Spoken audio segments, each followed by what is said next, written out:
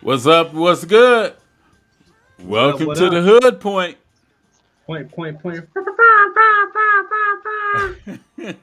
with G host Sean C. and myself, Keith Allen, on this Saturday afternoon. What's good, y'all? Man, just chilling. Just chilling. Can you hear me? Do I got to Yeah, go full mic on y'all? we can hear It's you all good. loud and clear, brother. Oh, okay, just making sure. Man, everything's good, man. It's good. We out here shaking off the ring rust. These are just like this is our preseason also. We'll be going full production here in a couple weeks, but we just wanted to Mm-hmm. touch base with the people. Hello, everybody. We are officially back. This is The the first people, the people. run. Dun, dun, Um, dun, dun, dun, dun, dun, dun. the Hood Point. Of course, we got the original crew back. You will see some familiar faces along the run, and that's all I got. Hey Yeah. guys, That's And all we got.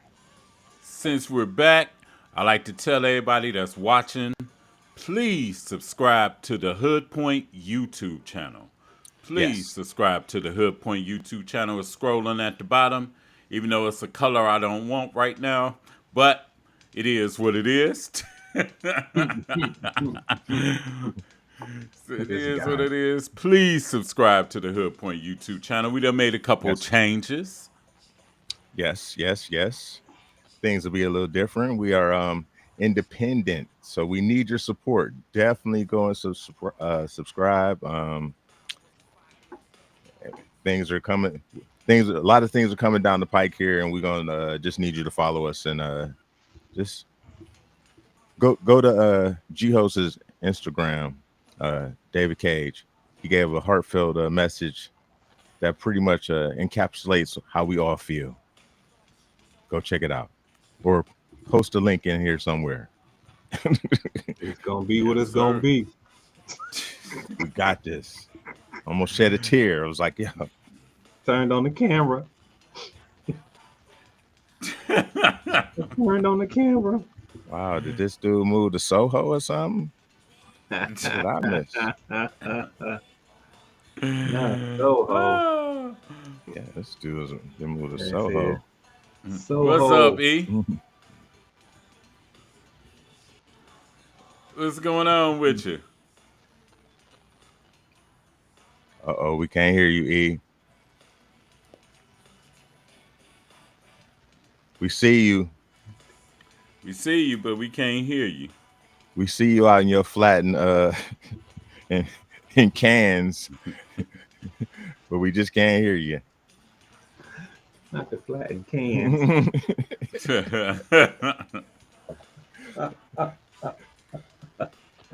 Ah, not the flattened cans. My man got the Yep. studio apartment in Manhattan. Right. He holding out on us. And the Bluetoothy. Right. Exactly. We all roughing it Exactly. with microphones and headphones. He out the Bluetooth. Like, yo, Uh, I'm in the future, guys. I'm out here in 2030. Y'all gotta catch up. uh, uh, uh, Oh man. uh. Said I'm That's in the funny. future. Mm-mm, Nah, but while we mm-mm, getting E back mm-mm. in the fold, I just wanted to say, man, I'm excited, guys. Like I say, it's a lot going on. The one thing I want to say to the people, we definitely want to put information out there. So if we get a Oh, little, too informative, sorry, but we want information is the key going forward because we think it's a lot of misinformation out there and a lot of feelings put into a lot of stuff that that's shouldn't right. be. Exactly. So we definitely have to lead with the info, and you'll definitely get our opinions along the line. Also, don't get it twisted. Say, look at Keith so focused. I'm focused, man. Till start to holler at me, man. Right. Uh, but Mhm, but mhm. yeah, oh, real quick while we waiting, going back to like, okay, just to catch up the people up, we had a discussion about Michael Jordan joining the NBC cast for basketball. And I've been watching more and more and thinking more and more. Okay, we all saw the Jordan era, the Kobe Yep. era, Mhm. and the LeBron era. Mhm. Can you hear me? Yes. Yeah, We we can can hear hear you you. now. Oh, okay, Yes. okay. We got to start here. But now we just can't see you. Can you see me? Yep, we can see you. Oh, okay. I don't know what's Hola, going on with senor. my cameras here, man. I'm over here freezing up on my end, so I don't know what's going on here. Yeah, you do look like a I want to be politically correct. You do look like a Asian fighting film. Ah. We're gonna do this. Let's hold on 1 second. Un momento, por favor. Nah, but yeah, no, for real though. Like say we all saw these eras, and I was thinking about it like this: like we have a unique view of this. Jordan crushed us Cavalier fans himself. Yes, he did. Yeah. LeBron came and brought us a championship, and we all and so by nature we should actually dislike Jordan and be real biased against him. Now I ask you this: is LeBron your GOAT? Mm. All right, can you hear me? Yeah, you in the game. All right. I mean, Is LeBron your GOAT?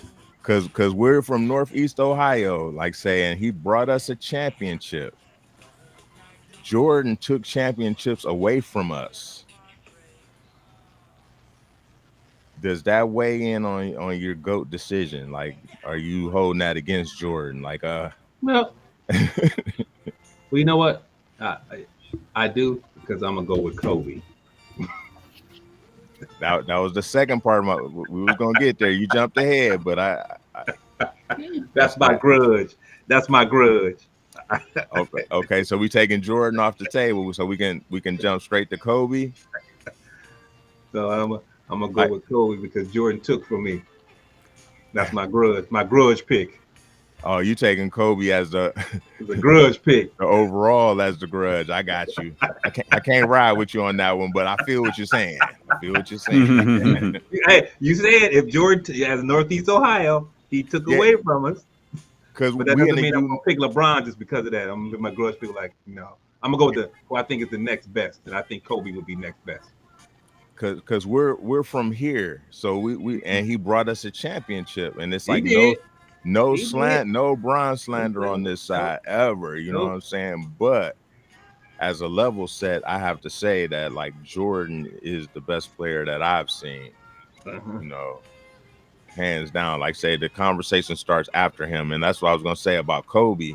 Like why isn't Kobe like Kobe's getting his due now because of the T-Mac comments, but why isn't Kobe always put into the conversation? That I don't understand that part of it.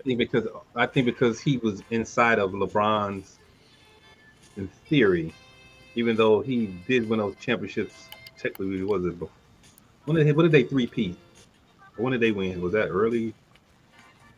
Lakers three-peat in 99, like 2001. 2001. Okay. Something all right. like that, so then, will we say that because Kobe got early success? In theory, he got early success. Then LeBron came in, and because of what was put on LeBron kind of overshadowed inadvertently because of the impact and the media itself. LeBron coming in then overshadowed Kobe's previous success. You know what? Thinking about not cutting you, man, but thinking about it, you know what it was? It wasn't LeBron's partially, but we've seen other players come in. I forgot about the Kobe scandal. Did that bump Kobe out? I see. I don't know if I don't even think about it. I don't even think about. I when it comes to scandals, anything like that or whatever, that is probably the 99th scandal I would ever think about. but did that take him out of the how the league pushes certain people they stopped pushing him Maybe. at that point. Maybe. Do you think that might, even in the media, think about it, like nobody really like speaks of Kobe and like say he should be mentioned in the top 5 to 10 players of ever. Mm-hmm. But just until recently, when people started comparing him to other people, that's when he started getting mentioned. Like, well, hey, he might be up in the, Maybe they could have. because I don't think about the scandal. yeah, but like It's weird. Like if we think about the timing of it, though, like you said, when Bron came in, was that around the same time as the Kobe scandal, and were they looking for a new face anyway? Because like Kobe was one of the few we had to people verify that. Yeah, I Hmm? mean, we had to look at the timeline to see when did that happen. That 'Cause happened like, shoot, trying to think. Because that's something to think about. Like why Kobe never like as good as he was. 2003. So not too long after, 2 years after? So not too long after the championship, and Bron's coming in. So. Yeah, because that's right around when Bron got drafted. So it might have been a perfect storm against Kobe at that point. Like, yeah, and then I think that then I also think two people.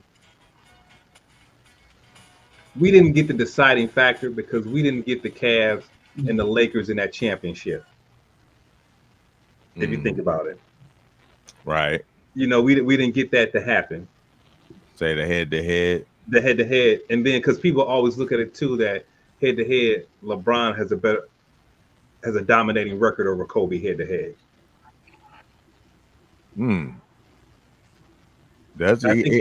Some people bring that up, like there's a head-to-head matchups or whatever. LeBron has a better head-to-head against Kobe in all the games that they played. So it's one of those little minor things that I think. I don't know. I don't know why people hold it. I don't hold nothing against Kobe. I don't think I hold against Jordan because he beat us. Other than that, is he the greatest ever? Oh, most definitely. Mine is a grudge pick. Do I think preferably who do I like better? I just like Kobe better. And that's fair. Like, I like LeBron and Jordan. To me, after that, it's like 1A, 1B, 1C, 1. You know what I'm saying? Exactly. Like the way I look at it, it's like different crates of records. Like Jordan to me is like here. Like we can't even. Everybody else, like it's Jordan here, and then it's a bucket of people right under Jordan. Like say the Kobe's, LeBron, Kareem, Wilt, Bill Russell for sure. All these guys that definitely deserve their accolades. But can I say that skill for skill that they're the best player I've ever seen? No, I can't say it. No, okay. Yeah, that would be Michael for sure. Like I say, let me ask you this. Do you think I saw an interesting video? Do you think LeBron has as many tools in his bag as Jordan had?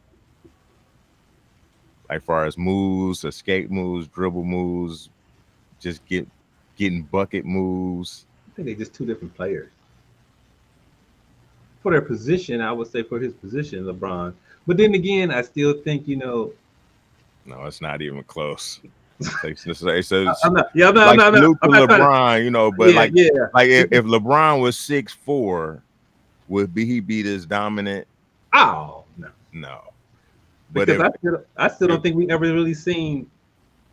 So, can LeBron play all? Yes, but it's still funny to see that if he just played his natural position, would he ever be as dominant? Because it's like, to me, I would have loved to have seen a real era of post LeBron. True. Like I think it would have been a Cavalier fan. It would have made us a whole lot better when he was with us. I ain't gonna lie, especially the first years. It would have been cool to see a post LeBron because him at that position. No, I mean nobody could guard him then, but at that position, Agreed. Yeah, taking nothing away from that man. Yeah. But like say, put it this way: if Kyrie was LeBron's size, how would it be? Would he be better or would it be, would it be comparable?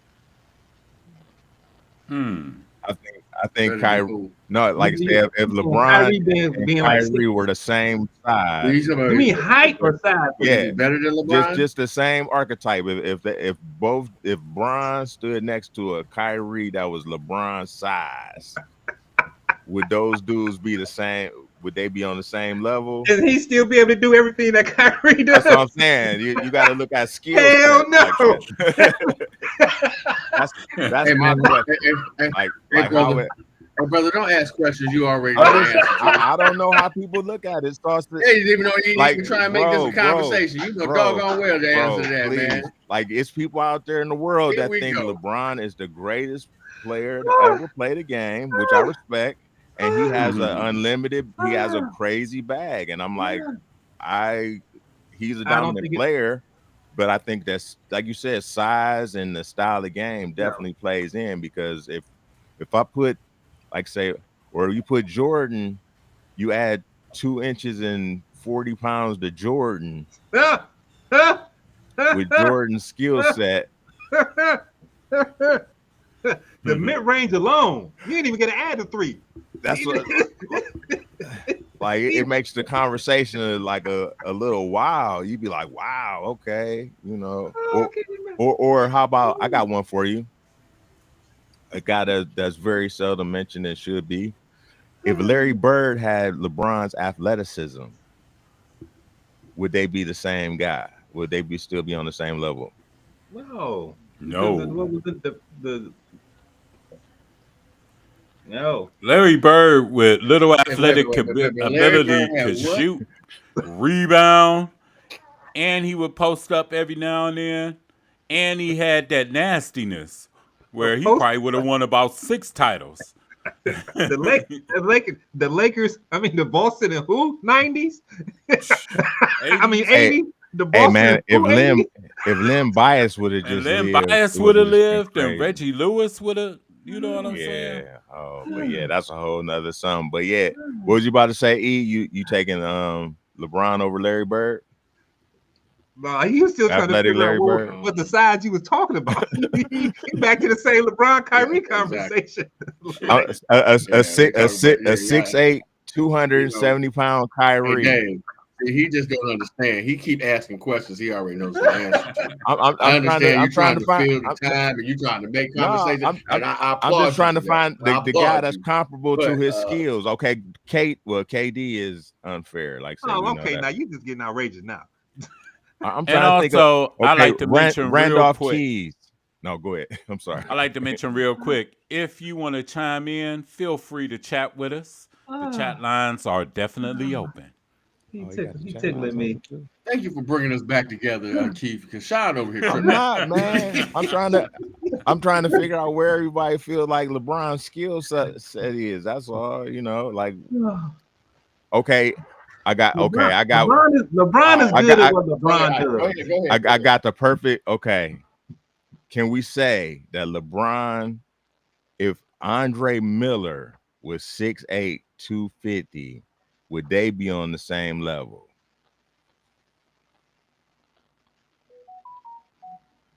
You saying Andre Miller will still be better? Andre Miller would not be as good. Oh, okay. So so we found the floor. That's all I was trying to find. The floor. You brought an outlier.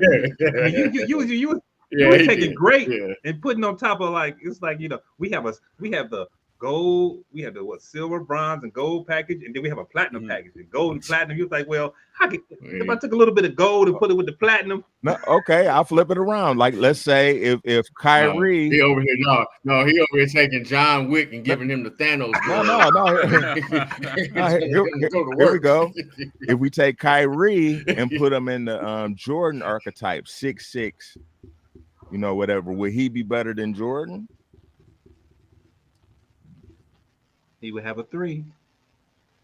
So I'll be fair. Kyrie got that sniper's attitude too. But is it as nasty as Jordan though? That's the key, Keith. That's the key. That little attitude. Yeah, Kyrie got that Kobe mentality, which originated from the Jordan mentality. Yeah, is it as nasty as Jordan? Yeah. because skill wise, I But think see, he's more. Jordan he's more- is. That's I mean, So- what are we looking at? What So that would be, you know how I look at that one. Now that I'm thinking about it, that I said it. That's Kobe. We just said Kobe. We Yeah. just described Kobe. Yeah, we did. So we'll And take that one Kobe's out of there. Nastiness is from Jordan, basically. Okay, let's say if LeBron was Jordan size. Nah, I don't. About 2 inches shorter. Yes, and like 40 pounds lighter. Nah, I don't think so. LeBron wouldn't be what he is Nah. right now. He would have. That would be so much. If he works hard now, that would just be like. Only thing I can say is He'll be another. He'd be another Vince Carter. and he'll be definitely a point guard at 6'6", 6'5". Yeah, 6'6". true, Okay. true.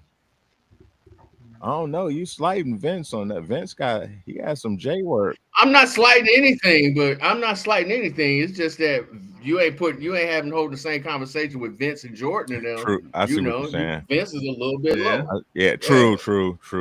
Like they say, he was like the underachiever. We all agree, like that dude definitely should be in the conversation also. Like say, and no knock to him. Right. He played great, but man, we seen that dude. He played 20 years as well. Yeah, and he was jumping out the gym, and we seen him do some half man, half amazing things. But A couple of leaders in that at the end of his career, Yeah, but I was just wondering, like, where everybody stood with LeBron in this skill set and the conversation now, because, like I said, with Jordan coming on the air, he's gonna be a level setting a lot of stuff out here, I think. Oh yeah, because he'll be able to straight talk I will everybody. say this much, man. Right. I will say this much, man. I one person that I throw in, if he had the athleticism as a LeBron, he would be even bigger than what level he's at. And that's Magic. Okay, that's a great one. Magic put LeBron. Okay, Magic skill set with LeBron's athleticism. Who you got? I'm taking Magic. Yeah. So that's what I'm saying. You said Magic. I thought you was about to build a player now. Hey, yeah, we can run through it. Like, okay, if we build the player now, that. All right, I'll give you 3 guys to combine. Who you got? Who you got? But then 3 guys. Hold on, we gotta set it. We gotta set a height. Build a player. Set a height. What height we set a height? We'll set a height in 2 players. 7 feet. 6'7". Oh, 6'7". Okay. Because how much? That's fine. I like that. 6'7". I look at because I'm looking at like 6'7", 6'8". Because you know how awkward. LeBron's bag looks awkward because of how he's built. It's because he don't have a bag. That's what I'm saying. It's because of how he's built. Got no bag. He got a fanny pack. That's all he got. A little fanny pack.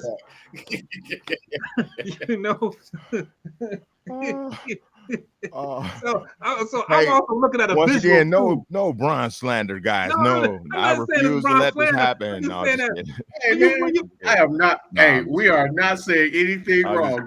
Dave, keep on preaching. You just keeping it above. Nothing wrong, man. Nah, but okay. If we base it off of like a LeBron character, we're using Roblox to build the character. We're not using an NBA 2K engine. Say it's not the Unreal Engine. It's right. Nintendo 64. Wow. Yeah. Wow. This is because when you really look at LeBron, that's the thing. It's just like just his build. So it's kind of like, how could I see a player LeBron size with Kyrie skills? Visually. Penny Hardaway. As big as LeBron. Well, yeah, he wasn't as big. He was as tall. He got the it's height. Just tall, but it's like LeBron's physical nature. I think it's kind of like, to me, it's the outlier, because visually, when you look at him and his size and how he moves, it'd be weird to see. That would be something never seen before. LeBron size and height with Kyrie skills. You'd be like, man, they built this nigga in the gym. or like give Karl Malone, some actual athleticism, some handles, and Yeah. So that's what makes sense. So it's kind of like if we gonna have to combine, we had to look like you said, it had to be height, weight, to make it look like come on, let's build one. Let's go ahead. Let's build one. I got it. So we gonna do this draft style, or everybody just pick their own, pick who you like. You just now you're moving the goal. You said draft style. Ooh. Oh man. No, but okay. All right. Let's go around the room. Okay, your first archetype. Okay, we're gonna say 6'7", 220 pounds, average swing man. Who's the first person you want to base as your archetype? Grant Hill. Damn, 6. Good pick. 6'7". I'm going cheat code with Jordan. Will be my first part of my archetype. So this is height. This is just height. Well, like say the like say we can do a 7-footer after, but like say right now we doing the archetype is 6'7", 220. Who would be your ideal player? Like if you can just build a player right now. 6'7", 220. You get 2 players to combine. Like I say, I'm taking Jordan. G-Host is taking Grant Hill. And we are allowing. See, the problem with me is the weight. What's the problem with the weight? Just for trying to figure out who because it is. The body type of the person I want to. I mean, we can up the weight, but I'm telling you, do you want to deal with a 6'7", 250-pound Jordan? Bring it. I bring it. I got a body type that'll deal with that. Okay, I can say bring it. I'm with you. I got my body type is Larry Johnson. Ooh. Okay. Great pick, bro. So we doing body types also? Like, hey, that's fair. I mean, this is fluid. If we throw in a body type in there, then it's funny when you say the body type like that. It's like if you look at LeBron would be like the first Terminator, and then Larry Johnson would be the second one that was more refined, a little bit smoother, whatever, but same tenacity. If the gooey guy was still the same size as Arnold, that would be the Larry Johnson thing, because now he's just more fluid, and I think size-wise, just how the movement wouldn't be look so retarded. That's my thing about LeBron. Sometimes just looks retarded with his big ass when he moves. I would have to go real old school with the 6'7". Okay, who you got? I have to go with Dr. J. Okay. Julius Erving is a good pick. So that's your body type pick or your play style? Because I got to go back and do body type. I didn't know we doing play style. I'll just say play style. That's your okay, Dr. J play style. So if I have to go body type and like say and then it's 220.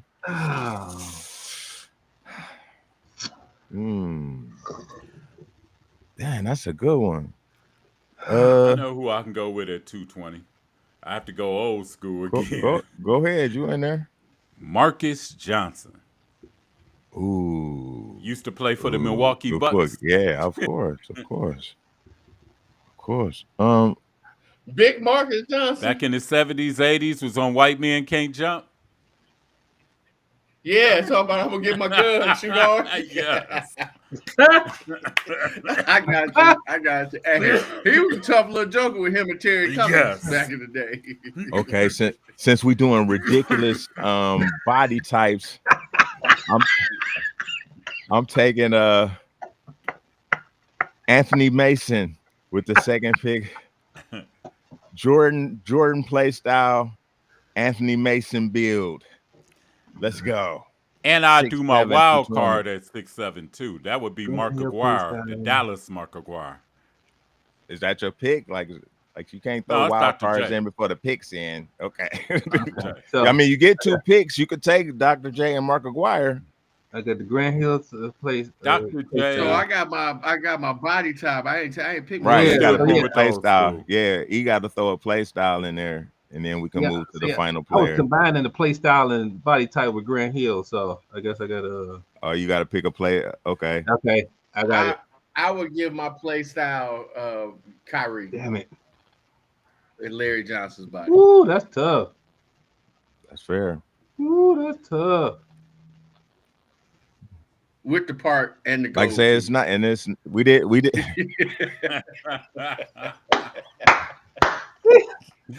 part that it goes So to. you going full? Yeah, I'm going full that all day long. Like saying, feel free to copy G-Host. Like say, we're not doing it draft style. We agreed it was too much to do draft style. So you can pick Kyrie I do also. like that. I do like that. You saw my apprehension, like, damn it, you got me. Nah, you can feel free to use that.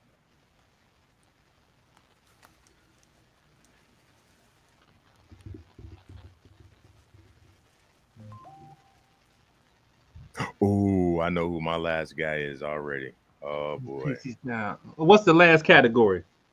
No, it's just two. You combining two play styles, two guys' play styles. It don't matter. Oh, okay. Yeah, you don't overthink it. Like say that. Okay. The two guys that you can combine into your body style. Pause, and then you got it. Like my second pick, I'll give you an example. My second pick is Steph Curry. Jordan and Steph in the Anthony Mason frame. Let's go. That's three different people. I got the jumper, the Jordan, and I'm muscular, and who gonna stop me going to the basket? Got it all covered. Could be my play. Could be my body type. I think I might. You shouldn't have made me think outside the box with the LJ. I was gonna go Stacey Augmon with the wiry type, but you went LJ. I was like, oh no, I was gonna go young Barkley with Brown Mound, but I was like, nah. I thought about that. I thought about that's my too. favorite basketball player. I thought about that, but Mel Turpin.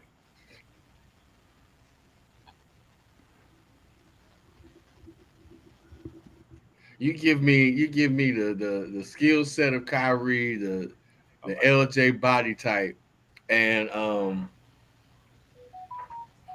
about to blow the roof off this thing, and give him the athleticism of Sean Carlisle. Boom. Nice. Hey, that's kind of a cheat code. Like a lot of like what? No, I was gonna say other than G-Host, everybody know my stature. Everybody know. Oh yeah, and give me G-Host's speed. Give me G-Host's speed. Sean Carlisle athleticism. I say, hey. And keeps pimping. There we go.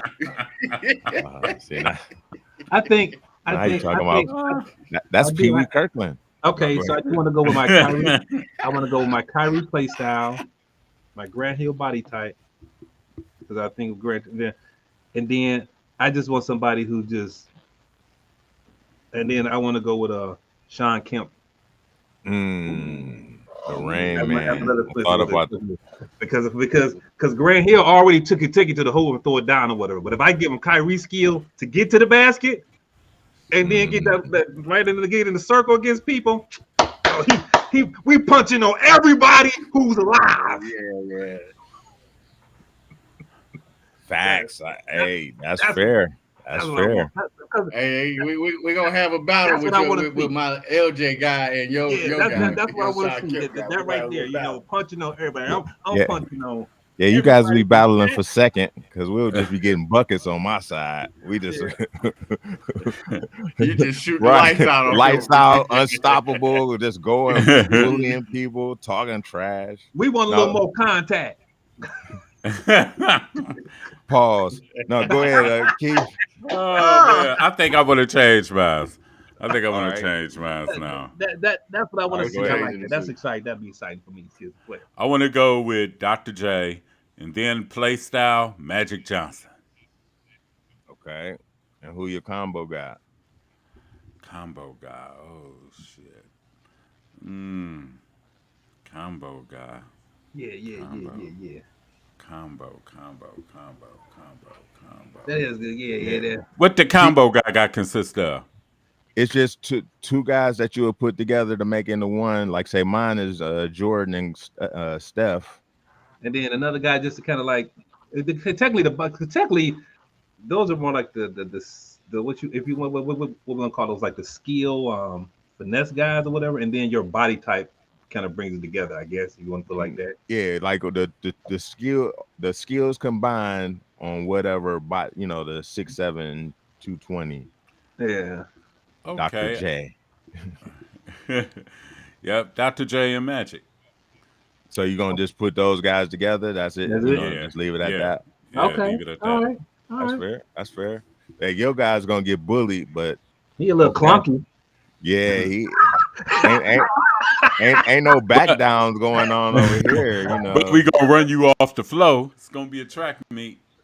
I don't know. Like I say, I mean, hey, my man Michael Curry over here on my side, he ain't getting ran off of nothing. All right now. And All think right, about now, it. you You know, giving okay. Julius Erving magic Not Regis. sandals and passing ability. I got 2K Hill. Hey. 2K Hill. We coming downhill, fast and furious. That's Well, I'm a bully. I'm a bully Keiths. I'm a bully Keiths. I'm gonna take out Dave's ankle. Y'all making me about And to go. then I'm just gonna roughhouse Sean, man. You not know. even with It's the too, Anthony. It's too much strip. I got It's the too much strip Anthony animosity Mason over here. frame over here. I thought about it. I knew Man, you I'm was gonna called. say that. You can't even. Hey man, you can't even deal with Biggie, man. You can't worry. You gonna We worry almo- about me. You we can't even almost deal took with we Biggie. made them make a shit. whole song about us. Ah,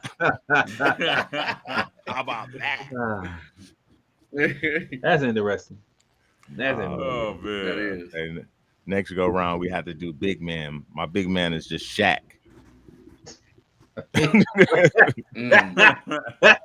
You just gonna right off the rip, just take a shot. Shaq, like Shaq, and who it don't matter who the other archetypes are. Shaq. No, I guess Shaq with a jumper would be a problem. Decent Yeah. mid range. Yeah. Decent mid range to bring you out to the foul line. Ooh, like Shaq. Ooh, Shaq with Embiid skills would be Oh, that's crazy.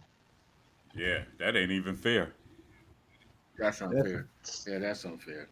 Ooh. That's unfair. Or you even stop and think about how some of the guys from the past would have translated to this day's game. Like Sean Kemp is the perfect example. That dude will be the most dominant center in basketball. Think about it. Yeah, because back The dude then was he wasn't even a 6'10". center. He was a power forward back then. Power, thank you. A power forward that can And shoot with from the today's game being outside and drive.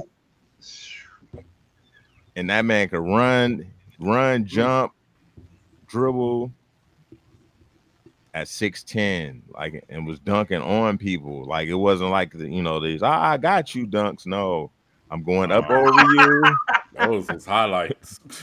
in your face, chest to chest. Yeah, The two most memorable was the one he dunked on my man and gunned him down, like mhm. and when he dunked on what's name Gatlin so bad that Gatlin dapped him up afterwards. Y'all remember Oh yeah, that? they talk about Yeah. Oh man. Could you imagine? What's something you would like to see added to today's game? Good question. 4-point shot. Like the big Now, three. and have it as because I was thinking about, but have it as a circle, or do you want to have a line? Have it as a Okay. circle. Hmm. Because then it's still because to me, if you add a line, it just gets back to just jacking the jack. But like you say, if you add a circle, it then it also defensively you can still play it because you know if they're trying to get to that spot, it's like a race to the spot to things. So I think that makes it still honest if you're gonna expand out for shooting further and do extra points. Right. So I like the circle part too. Yeah, that'd be just fair. having a line. Yeah, and just I don't know how much I would really change though, because I like the freedom of movement and whatnot. Okay. Yeah, I'm with you on that, Sean. I'm the same way. I like the freedom of movement. Right. So I don't want to do too much altering to it, but Right. I just like that added dimension of that one shot, that 4-pointer. I mean, and I wish they could figure out a way to give the defenders a little more chance. You know what I'm saying? I don't think the hand check should come back or anything like that because I love the freedom of movement, but they have to do something to let defensive play, because like right now it's to the point where people just stepping back and shooting a 3, and that's what is pushing down the viewership.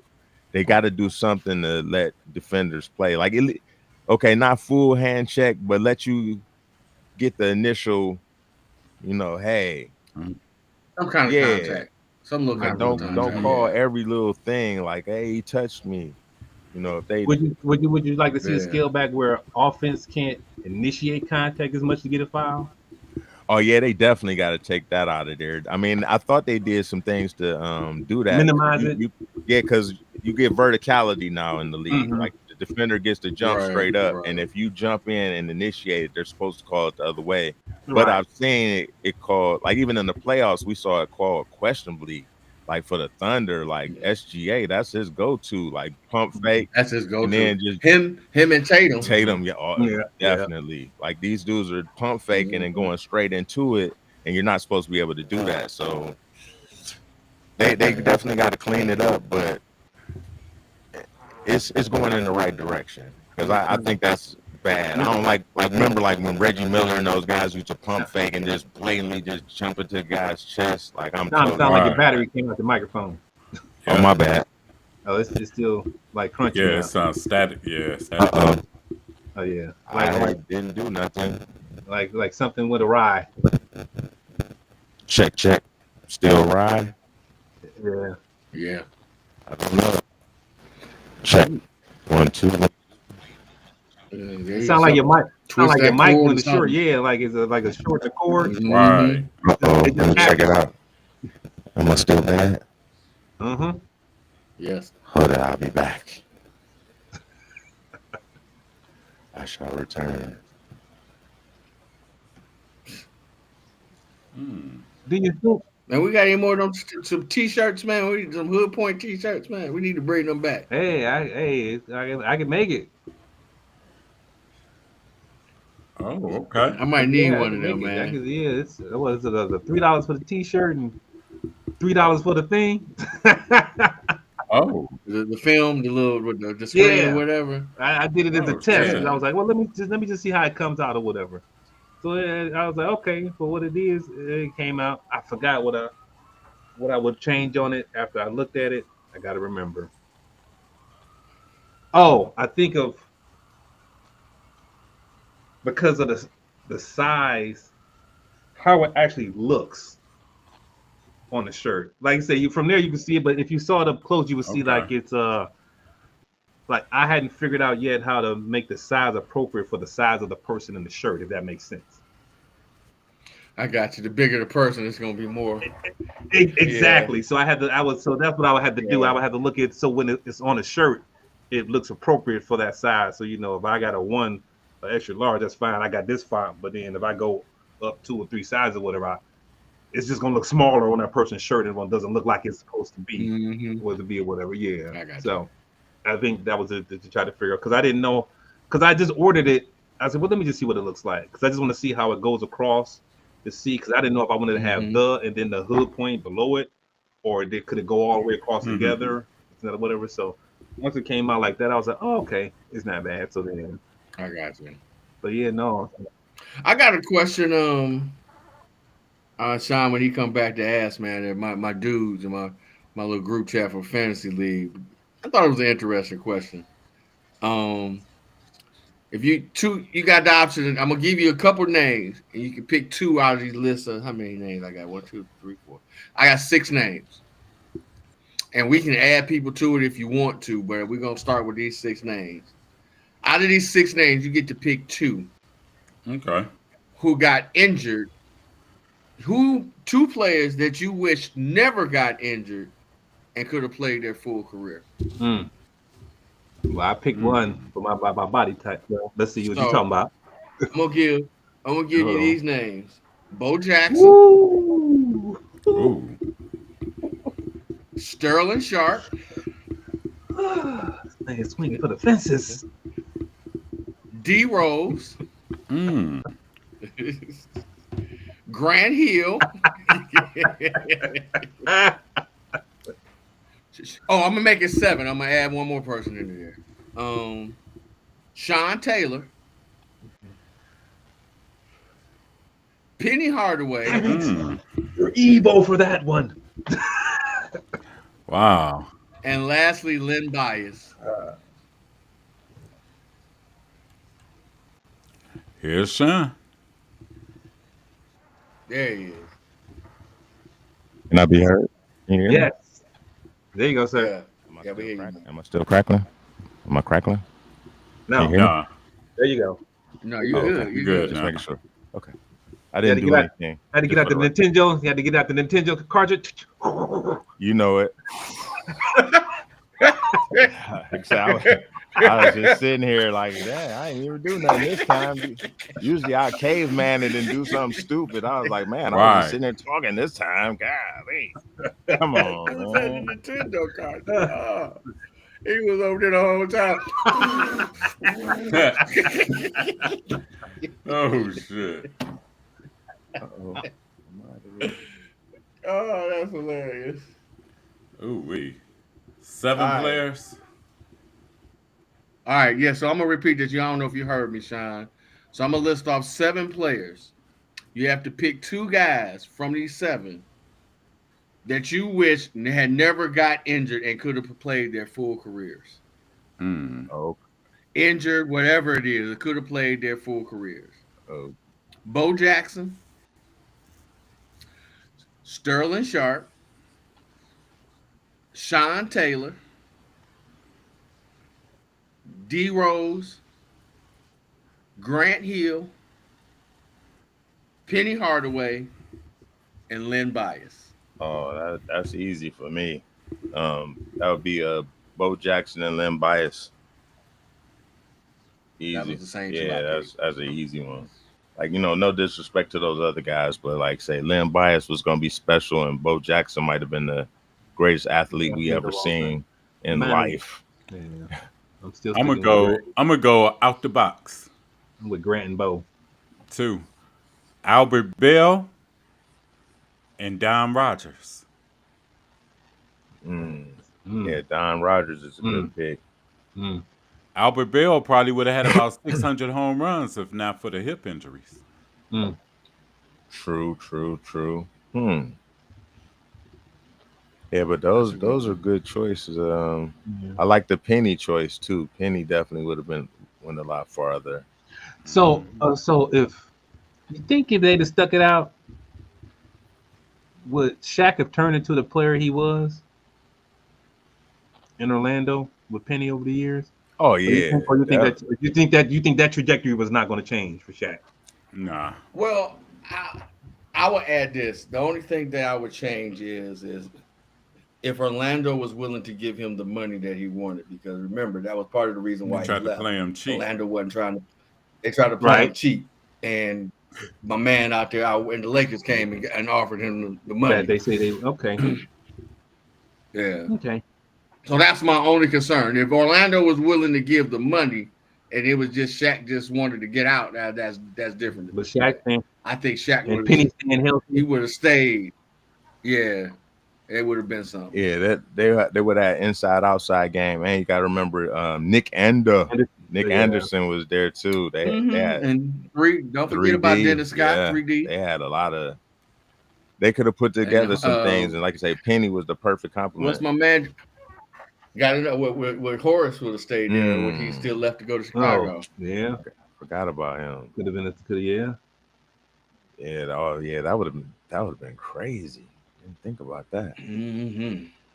So what Yeah. year? So what? Damn it! Because I'm terrible on the years. So what years was that? Shaq and Penny were yeah, together. was that 90? What was that?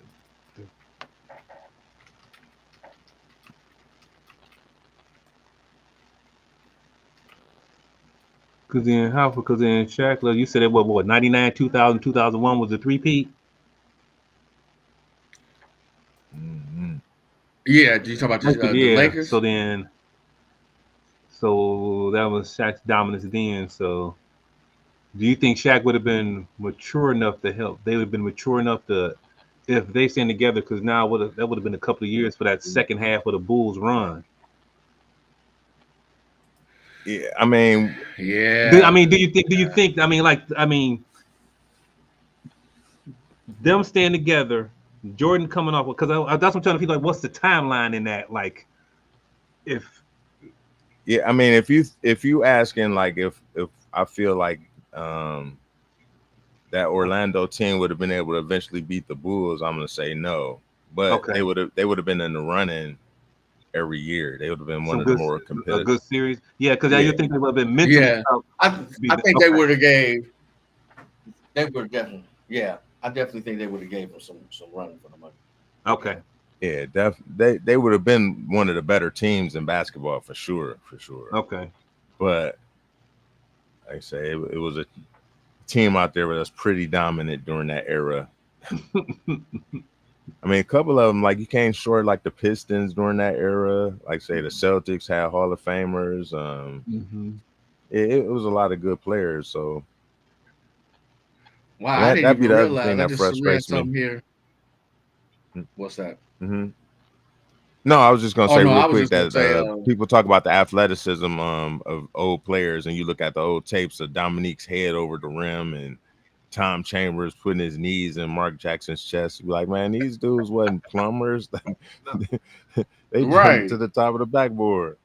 You know, what was it? Rex Chapman and he flipping behind his back, doing reverse dunk. Yeah, man, these dudes they was athletic back then as well, man. Yeah, that's crazy. Like we said, the Rain Man probably grab a quarter off the top of the backboard, and they talk about, oh, these guys playing against plumbers and construction workers.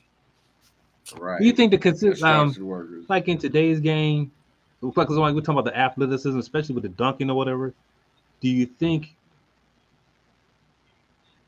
the consistency? Because like you say, when you look at like Shawn Kemp or even Dominique, or like just dunking itself, do you think it was more consistent over more players back during the 90s than it is now, where you get a couple guys or whatever there? Or do you think it's similar, if that makes sense? It seems like they dunked on each other a lot more back then. I don't know why. I mean, like the I guess I might make it like easy. When you look back then, like we talk about the consistency of players that did dunk over the 90s and like over the league as a whole. When you look at all the different dunks and that happened up there, and then now when you look at it now, do you think it's as consistent, or is it just narrowed down to a few? I don't think it's narrowed down to a few. I think the game has changed in a way where it's more of everybody wants to be Steph and wants to shoot from deeper and deeper and deeper, and guys are not attacking the basket like they were back in the day. If that makes sense. Dunking used to be sexier. I think on the flip side of it, I think on the flip side of it, I think we have more athletic players in the league than we had back then. But I think the way the game is played nowadays, guys just don't attack the rim like that. Like everybody wants to go in their bag and step back and shoot from 175 feet. Yeah, because that makes it funny. Because then that leads to the thing where they talk about, if the league was so tough back then, dudes still took it to the whole end. You imagine dudes now if they took it to the whole in the league where it was like, I'm gonna knock your head off. We gonna wind up throwing hands now, and you bring that mentality to now, whatever. It seems like, man, a dude now, I'm taking. Ain't nobody gonna bother me. I'm going to the rack every time I come down the lane. That's exactly what's going on. It's for real though. I mean, every time I come down, I'm Mhm. taking it. But they won't do, like you say, everybody settles. And it's a different pride in defense also. Like back then, like dudes had pride in defense. So that's why dudes was getting dunked on. Yeah. Now if a dude get one step on them, you see the dude just like, Olay, go ahead and get the dunk. You know, Give up. I'm not gonna be on the poster, It's like before. Exactly, and that's exactly No. because but that's exactly what I mean about the way the game is played now. It's played totally different. You had guys that had bags back in the day, and they're going in their bags to go buy you and finish at the basket. Now you got guys that I got bag, and I'm going in my bag to create space so I can get this shot up. Right. Or a lot of guys just they can't play through the contact. Like you look at the old like Jordan clips, they going dudes hanging on his hips and knocking him to the ground. He's still finishing. And then you look at today and you see, not picking on my man, but like say LeBron get touched and he flailing his arms and falling all out of bounds. Like, yo, man. Like you can't do that. Like you say, he should be the main dude. Like give it to me at the top. I'm going straight to the basket. I'm telling y'all what I'm about to do. Try to stop me. That like what? Yeah, what are we talking about? Like, yo, I'm running right through y'all. Watch this, and I'm gonna get the and one. Yeah. But It's funny. Not to bring up a sorrow topic, but that one game with Donovan in Indiana kind of made me think about an old Jordan and Detroit game because they was putting Donovan on the floor, and they kept putting him on the floor. And that to me it's like so to me that was about if you really think about it, they said, well, and they weren't doing it as tenacity as Detroit was doing Jordan at all.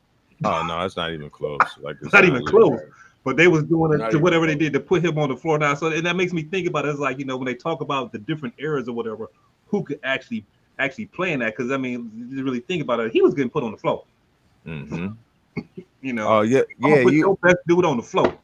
Like when you compare the eras, it's two main things you have to put in the style of play. Like say what's going to be let in and what's going to be let out. Are we playing old school or are we playing new school? And then the other thing is just the training. Like people always say, oh, the training is better, this, that, and the other. Okay, like let's put the training on the same level. If Jordan and Pippen and all those guys had the same training facilities and stuff that you guys got, how much better would they be? Like if we doing it like that, like everything is better now. True. So if these guys wasn't drinking whiskey and smoking cigars before the game, how good would they be? You know what I mean? It's like, I hate to get off my lawn, guy, but like we gotta stop doing that. Guys, like, y'all making it like, the training, these guys are in better physical condition.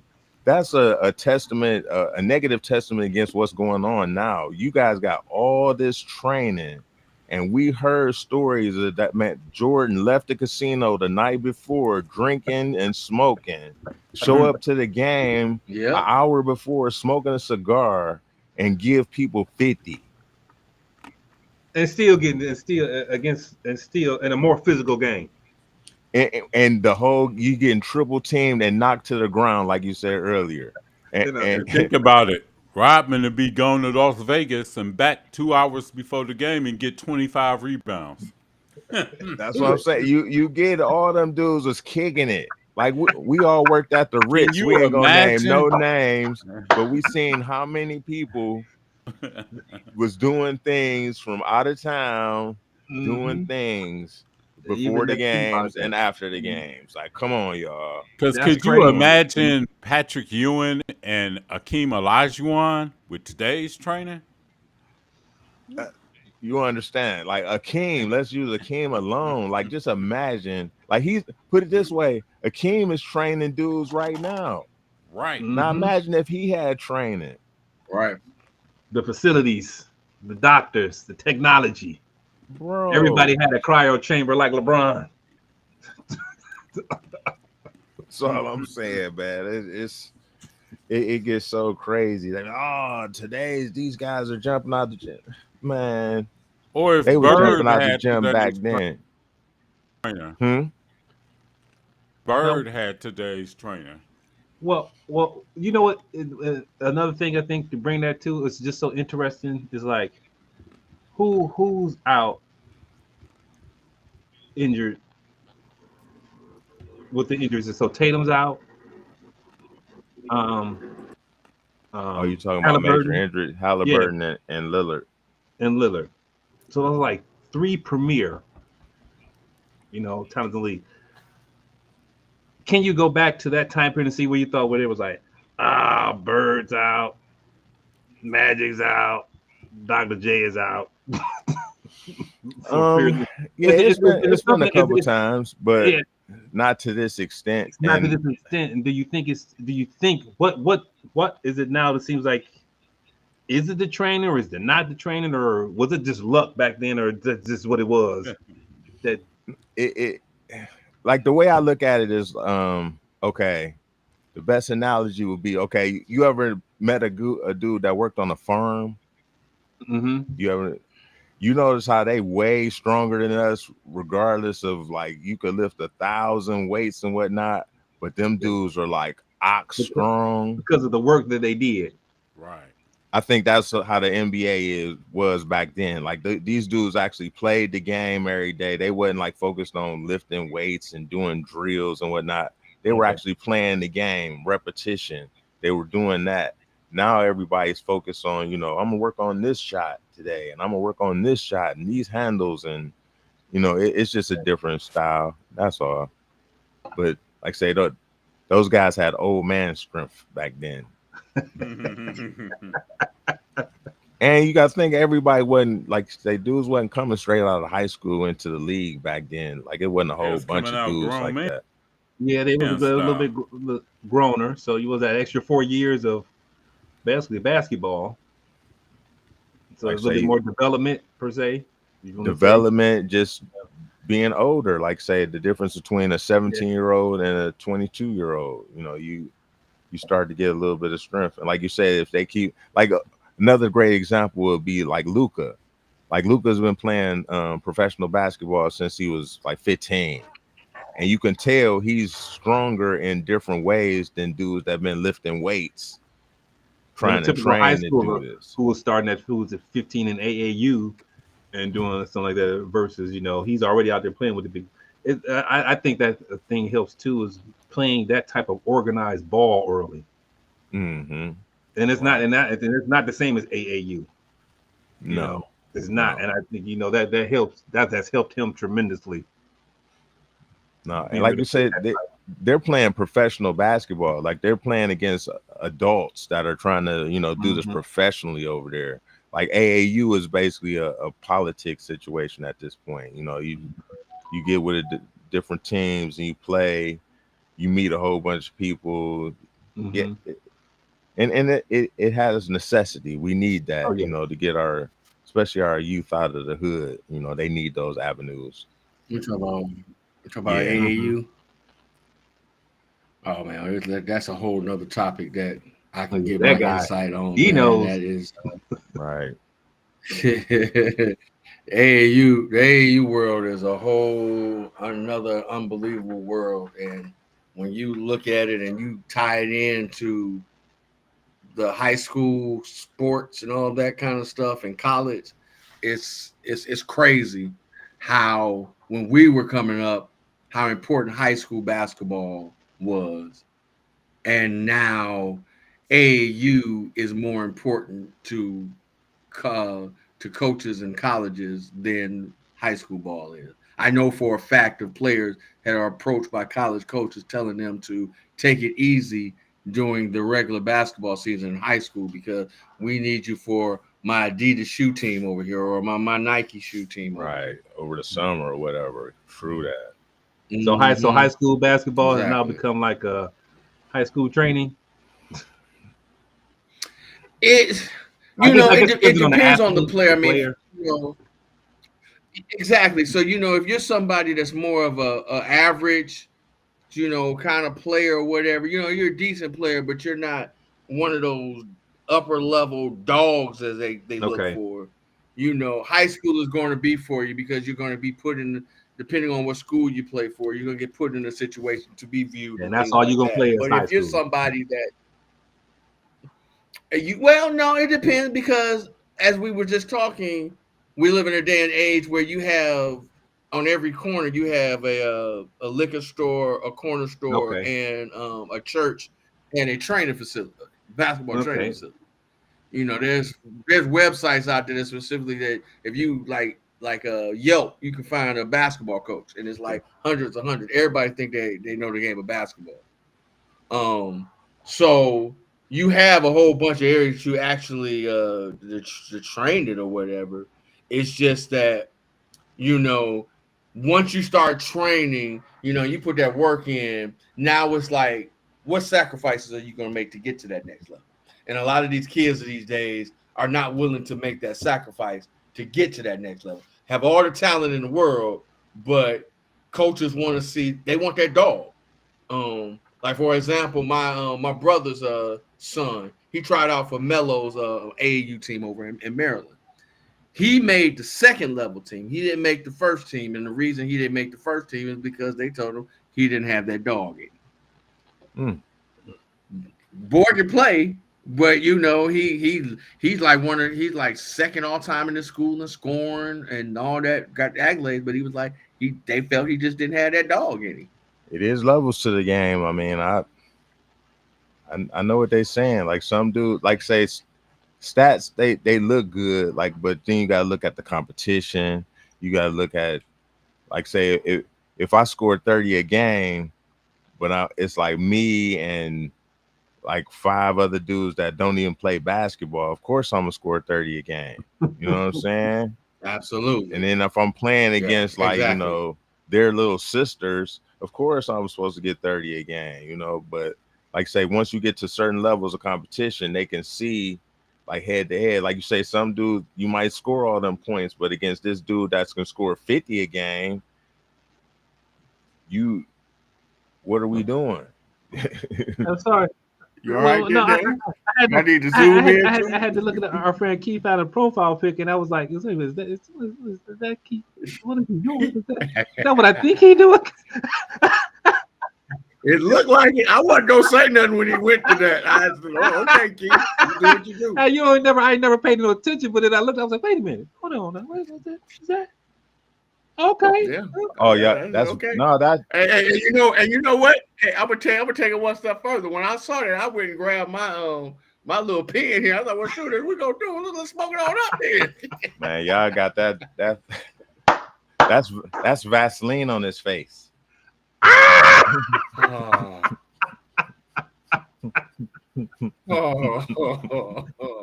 And you gonna hit the man while he can't defend himself right now, boy. I tell you. That man is unarmed. Exactly, man. That's not even fair. That's right after the baby oil slipped out of his hand. That's like say that's what you see how his hand is. Like it slipped out. Oh, y'all foolish. Stop the foolishness. Yeah, but yeah, man, the AAU circuit, man, let's reel this back in. So yeah. But yeah, man, the AAU circuit is really interesting, man. It's a lot of money is involved in that as well. That's what another reason with that, you can pretty much, when you get your top athletes, you can pretty much determine where they're going college-wise by the AAU team that they play for. Okay. You know, I give you an example. Years back, I remember he went to Villa Angela St. Joe's. His name was Carlton Bragg. Okay. Sure. He was McDonald's All-American, and everything. So he played with one of my coworkers, Brian, his son Brian Parker, and they went downstate and everything. Brian Parker played for Cleveland State. So when he was getting ready to decide his colleges, it was down to 3 colleges. It was down to Kansas, Ohio State, and Illinois was his 3 finalists. And when that came out, Brian Parker, he told me, he was like, he's going to Kansas. I'm like, how you know? He was like, Kansas is Adidas school. His AAU team is an Adidas sponsored school. Mm-hmm. Adidas was the one that gave him his Chevy Camaro that he drove around. Ohio State and Illinois, they're both Nike schools. Mm-hmm. Okay. Sure enough, a couple weeks later, he announced he's going to Kansas to play for Bob Sutton. Pipeline is there, huh? So yeah, it's all politics. That's you know. So a lot of times when you're that type of player, you can pretty much see, you know, the money. Follow the money trail. Okay. You just follow the money trail. All right. Interesting. The funding is there. It's definitely a business. It's definitely a business. Well, it's been a business. It's just legit now.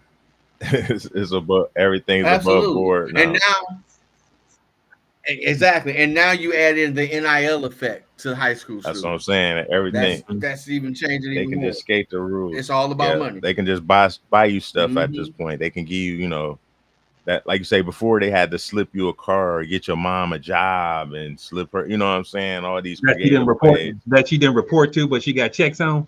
Correct. She got this house. I'm gonna tell you something else.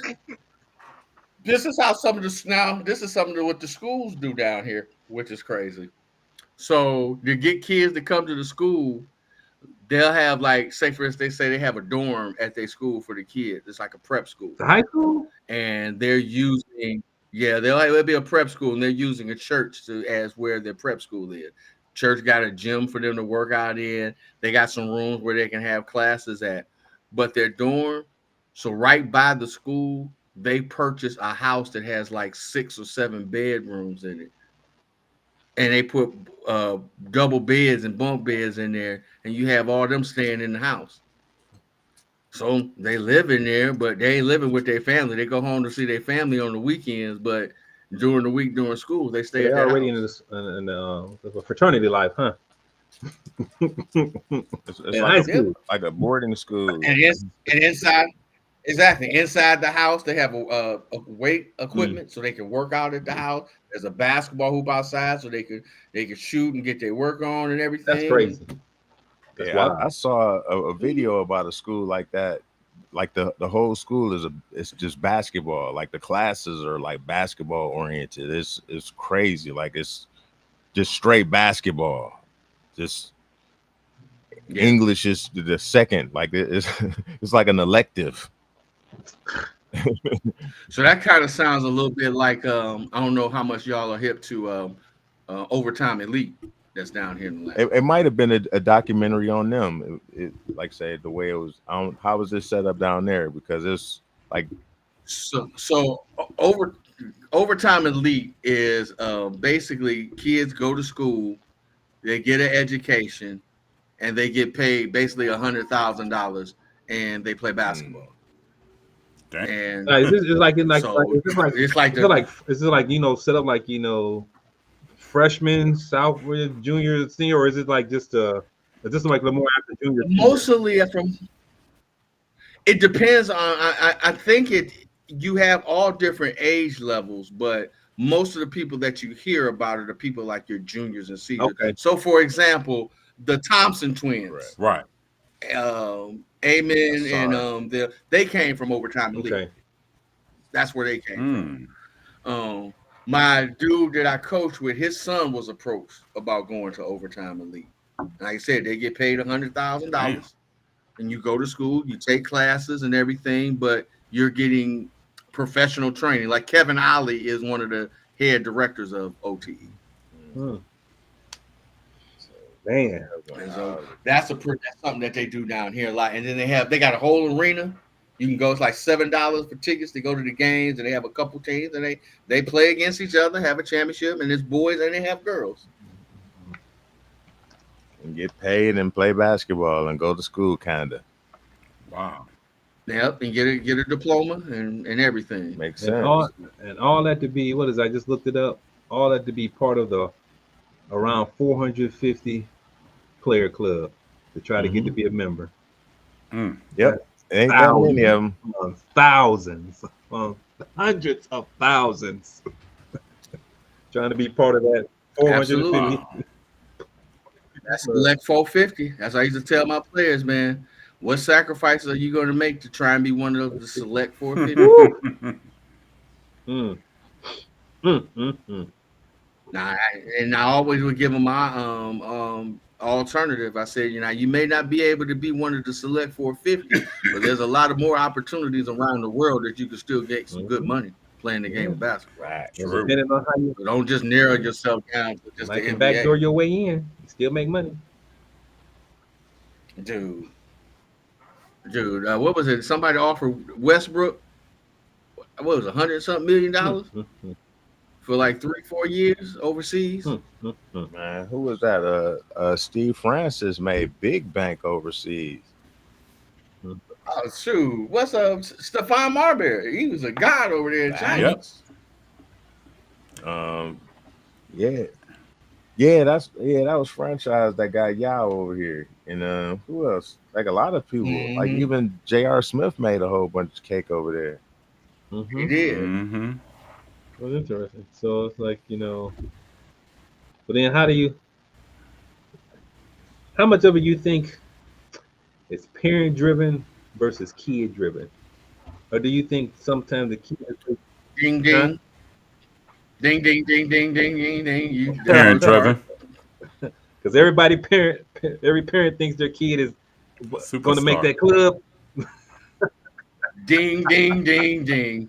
Ding Or ding ding. might not Yep. think that they'll make it, but that like it's like a lottery ticket. Like you want to invest in it. If I invest in that, eventually my life They is going to pay off. think they're going to. Well, I make mean, you have to have that They think mindset. Let me their be clear. child- Like they have the delusion of thinking they can make it, but the reality is they know in the back of their minds, like if your son is like 6'2", 185 pounds, and he's at the top of his growth spurt, and he don't have no handles, and you know what I'm saying, he got a nice jumper, he's not going to the league. He's not going to the rec league. Sean, But you have to be supportive as a parent. I get it. Like I get it. I see it every day. they actually think just because little Johnny was in Sister Shirley's backyard with Sister Shirley's son, and little Johnny made one little shot from behind the Regal, that they got shot behind the range Regal. like Not Steph behind the Curry. Regal. And yeah, the Regal that don't run. He hit a jumper from behind the Regal that don't run. So they feel that little Johnny now is Steph Curry, and all I got to do, I'm willing to pay just $250 for 4 sessions for my son to get on Dr. Dish and shoot a bunch of jumpers, because I think my son is the next Steph Curry. Never mind your son over here. Your other son, when I passed your son to basketball, he couldn't catch it. Like say, I don't know about y'all. Like say, I don't feed into people's delusion. That's why I said. That's why I started with like all that sounded good, but like say, like if you look at that kid and that kid can't play, like I get it. You know, support your kids, but if your kid can't play, just accept. You know what I'm saying? It's Some like parents, no matter what you say, some parents believe my kid can play. and that's fair. So, like say, I don't feed into people's delusion. Like if you delusional, cool. Be delusional. Your kid is the next Ken Griffey Jr. Whatever whatever. I'm with it. But like say, reality kicks in at some point, and I think that's a detriment to the kids too. You know, you setting your kid up for the biggest heartache. But here's the thing. What happens is, I'm gonna give you an example. What happens is that what's terrible is you have this parent that thinks their child is really that good Mm-hmm. and is willing to invest a whole bunch of money. They don't care. The signs are there. All the red flags showing your son is just not this. He needs to go over there to the chess club, not over here on the basketball court. But again, because they seen little Johnny hit that shot behind the Regal that don't run at the cookout, Right. you're willing to pay $200, $300, $400 for them to go to training, and they will be training and training. And I've seen them come every week that I'm sitting there with EJ, and I'm watching EJ cook them. And I was like, why do you keep bringing your child out here to get cooked? You see he's not that good, but as a trainer or somebody that's trained people, if you gonna keep giving me $200, $300, and $400, I'm gonna keep taking it. I'm gonna keep running them through this drill. Like I'm gonna you keep just on answered running them your through own this drill. question. I think about the whole cycle. Like you a trainer, and this person coming and giving you money. What are you telling that kid every day? Dude, you're gonna be the greatest. You're gonna be the greatest. He going home, he's saying, hey mom, I'm gonna be the greatest. They feed into that crap. Hey, you are gonna be the greatest. It's a cycle. Yeah, it's like saying it's a circle. Who's feeding them into it? You talking about me as the trainer? Yeah, you got to sell the product. Or you talking about no. So I what I said was I'm gonna keep running them through the drill. That's what I'm saying. I'm not going to. But the difference is that when I'm running them through the drill, I'm like, look, you can play basketball on a higher level, but you need to understand where your limitations is at.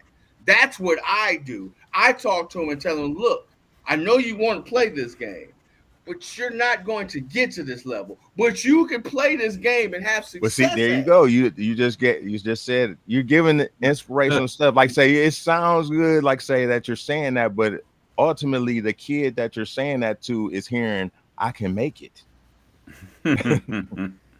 Unless you tell that kid, hey, no, you're bad and you're never gonna make it, they're not gonna hear any of that other stuff. So let me exchange it then. I have told several players that I have coached that you will never make it to the NBA, and that's fine. I have told several players that your ceiling could be college. For example, I used to tell I felt my son had the skill set to play college ball. Mm-hmm. I didn't think my son was going.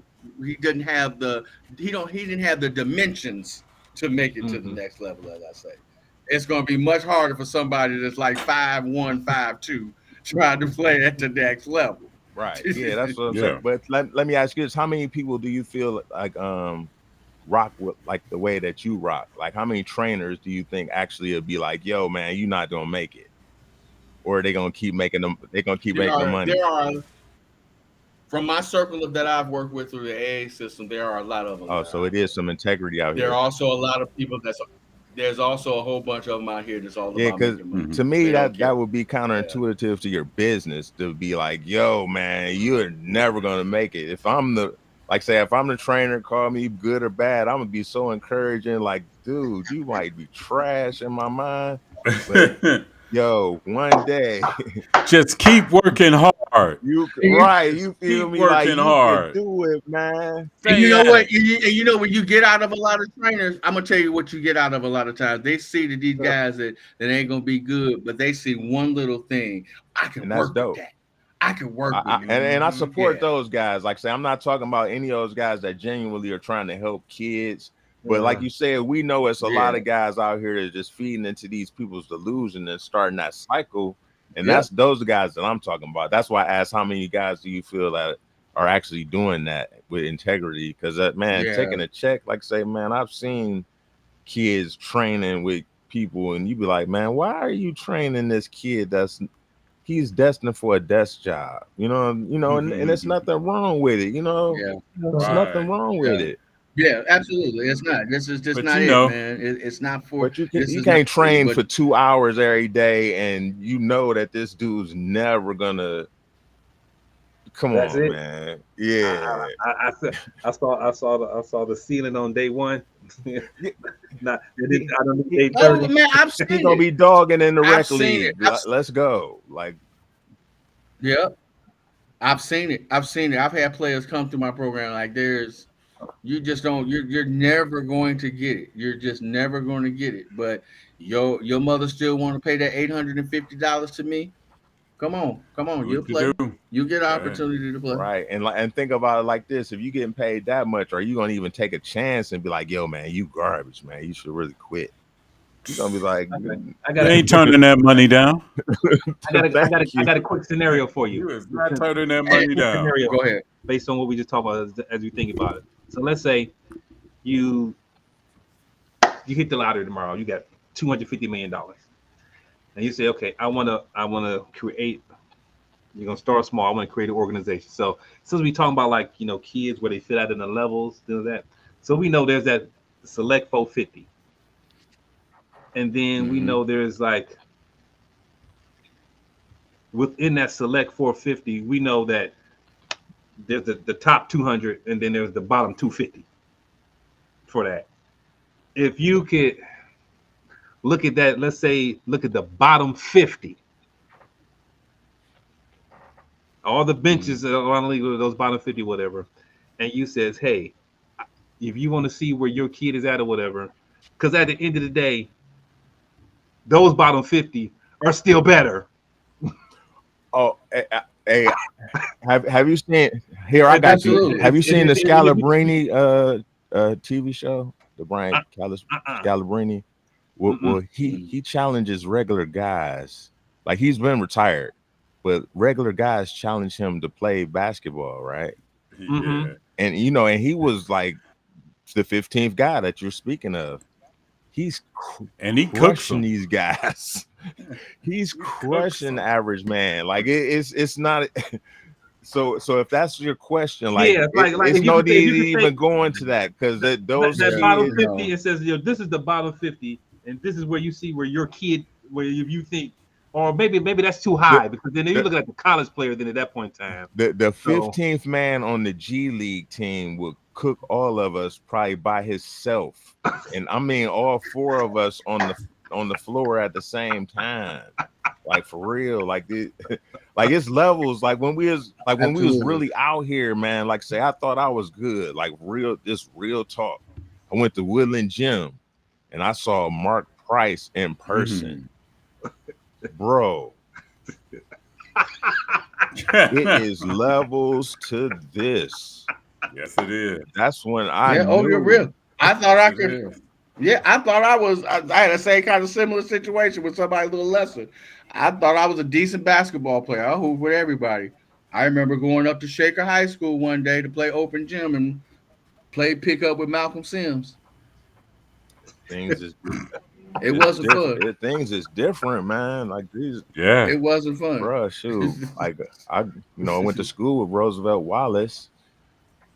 Saw Trey Right. and Eric Riley out in the streets, balling all the time. Like say, Man. and these we ain't even talking about NBA guys. These is like high school legend Dude. college Right. guys. Like say, Exactly. Dude. I saw But Mark Price in person. What he was doing in the league, like say with his jumper and bro, he was doing to people on the court and talking to them with a country twang, talking big trash. Hey, man. Like, That's- Let me That's tell you just something. like I'm gonna tell you something, man. Down here in Atlanta, boy, Mark Price gets so much respect down here in the basketball world. Down here in Bro, Atlanta, bro. I'm telling you. he get They like talk about behind the him. scenes in the He NBA. I gets that noticed like a respect lot up of people. here. Yeah, we love him here, but like in the Yeah. league, people Oh, man. people mention him like Mark Price, like stopping on the dime and shooting. It was him. Dude, man, there's so many. I've run into so many basketball circles, been in different games, and they talk about players. And somehow, some way, Mark Price names comes out like, boy, you should have seen him down here when he was at Georgia Tech at the open gyms. My dude that I coached with, he used to play against him, and he's like, man, I used to hate when he would split them double teams, man. He's like, you think you saw it bad with the Cavs? He said that crap was terrible at Georgia Tech. Just imagine that crap in a like he's doing that to professional athletes. Imagine that in a pickup game. Just Yeah. imagine, Man, like say exactly. it's salute Love to him. Mark Price. Like say he always gonna be one of my favorites after that, man. I learned a valuable lesson that Absolutely. game. Like, yo, This man can, and he Absolutely. won't miss. Like, Exactly. You know what's funny? That was my original choice, but with my Grant Hill comparison. But I was like, it wasn't as skilled, yes. But I'm looking at the thing of it still wasn't fast enough. Kyrie is just much faster in the process. Where Mark Price is more. know. I think I make Mark Price more subtleness at the time when he played the game because it was his subtlety on how he did it. Is what I look at. You know, it's the same thing, but I think it was a different pace. Maybe that's what I want to say. I think Mark Price plays a different pace than Kyrie. Because like far as quickness, like say, go back and look at that old Mark Price crossover. Like he'll bang Right. bang. Oh yeah, I just saw something about fire that. that boy. I Yeah, came across the YouTube. Somebody mentioned that they talked about that and splitting his double teams. Or whatever. It was a whole little thing about Mark Price and who brought it up. and he could run full speed and stop and pull I think up. it was like, Isaiah who brought it up. As a matter of fact, I think the clip I that was sounds watching about right. was Isaiah Thomas talking about. Oh Yeah, yeah. I think I saw Yeah, that clip. so- Yeah. I saw something the other day that was interesting. You know how they be having the little things on social media, like you got to pick start one, bench one, cut one. Mhm. And they had the other day was you had to start, bench, and cut. Mark Price, Kyrie Irving, and Donovan Mitchell. Mm. Who you starting, who you benching, and who you cutting? Just I already in know about general. it. If you had to out of them three, you got to pick one that you're gonna start. One of them is coming off your bench, and the other one you got to cut.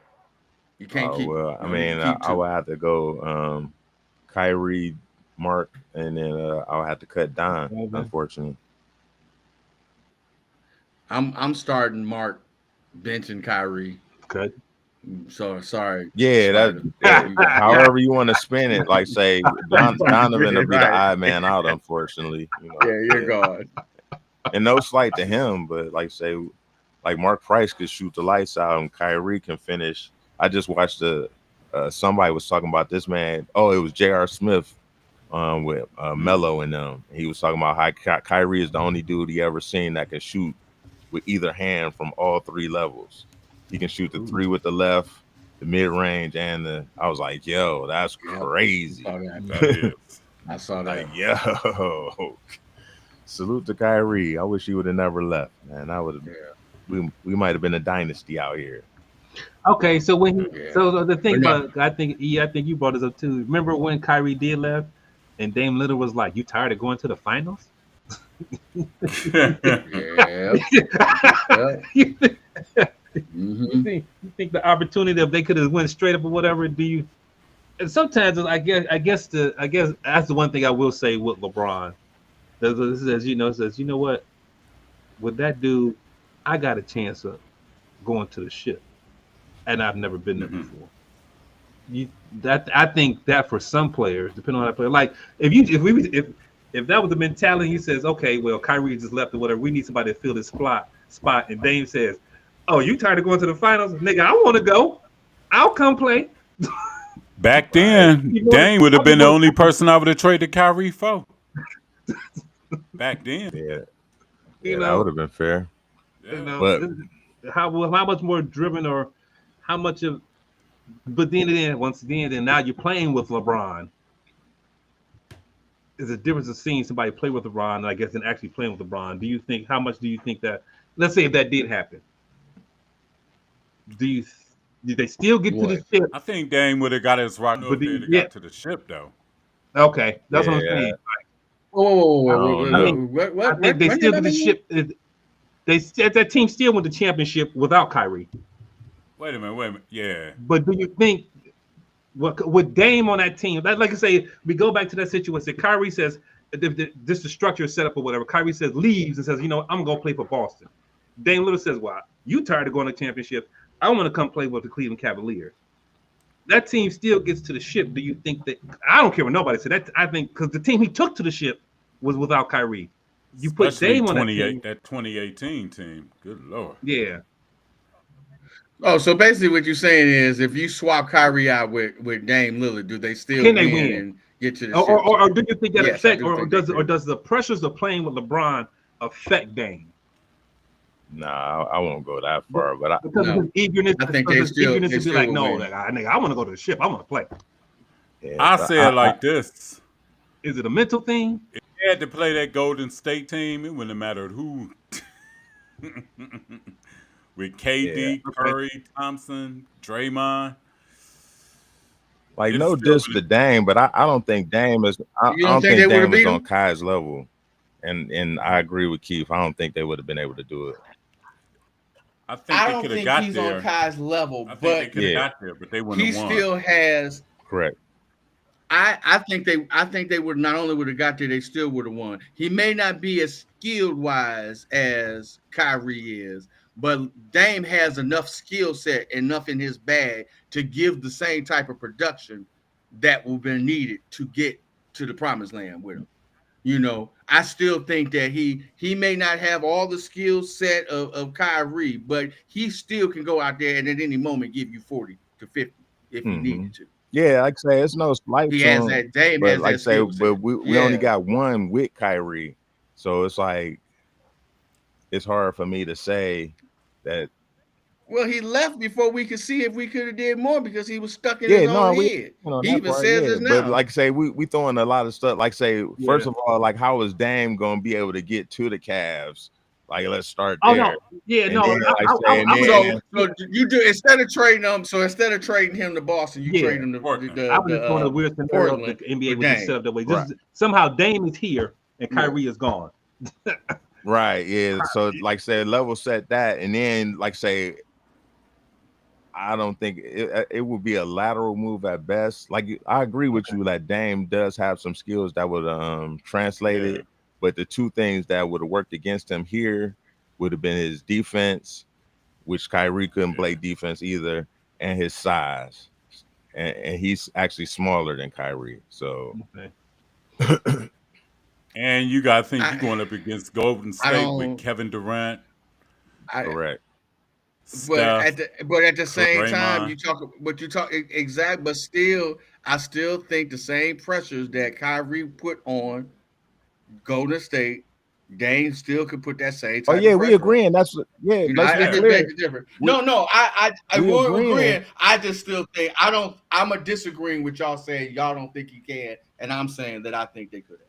That's all. No, you misread. We're agreeing on all the other stuff. We No, hear me out. You all don't think that y'all don't think they would have beat Golden Correct. State. Am I right? Now Or with wrong? That's the it. Kevin Durant version. I differ. I think they can. Now with the I think pre-Kevin Durant, with Kevin Durant, I the think pre-Kevin Durant version, yeah. But What the pre-Kevin Kevin Durant? Durant Oh, you mean before the Kevin before like if they The just ran 70 it back without before Kevin. he joined. 3-win Golden State team. when we They could've won beat- the team that without Durant, I agree that we could beat that team. Like if they came back and we came back and we just swapped out Kyrie, for Lillard, I agree with you. But that next year, you got to remember they added Durant, and that's where I'm agreeing. Exactly. Like that, I don't think we would have beat that team. And that's why I'm disagreeing with you I don't all. think I that feel team. I disagree, and I think that they still could have beat. I do. Because think about it. I'm Kyrie did play I'm 1 gonna year. get into my brand. Check I'm getting out. into my brand. Check I'm out. getting into my Kyrie Brandon did Jennings play mode 1 on, year. Gil Check out. Arenas. Kyrie did play and, one. and, one and he's year. never right. So it's they will. Wait a minute, it's cool. wait a minute, so maybe Check out. I'm messing it up. Did he leave the year they won the He championship? left the year after they lost to Golden State first when time. KD got there. The first No, time. the Okay. third time. When KD. Okay, so I'm looking at Because it was 1-1, and then when 1-1 KD at that got point. there, So then this would have been with the KD, this would have been the second championship of right, playing KD. and with- Golden but then State, with Dame what's the name, versus- was 4-1. Okay. And then the next year they Yeah, got okay. swept. No, I don't think they would have got swept. No. I don't think they would have I- got swept. I think you they think would have got got a game brooms or out. two. Do you Yeah. think? But then you think like how Dame plays, like that. What's the word I want to say? Was he a little bit more nastier mentally, like a little edgier? And Kyrie? I don't think he edgier than Kyrie. No, ain't nobody ain't nobody outdoing Kyrie on the edgy thing. Okay.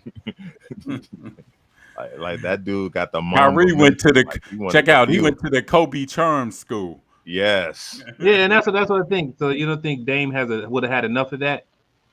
No, that's what I'm saying. It's not taking anything away from Dame. It's just like it would have been a lateral move. And like I'm gonna speak for Keith, but my only point is like Golden State's team got better, and it would have been a lateral move at best. I don't think that Dame is as good as Kyrie. It would have been a step back to me. So it's no way that I can fathom that they would be able to overcome.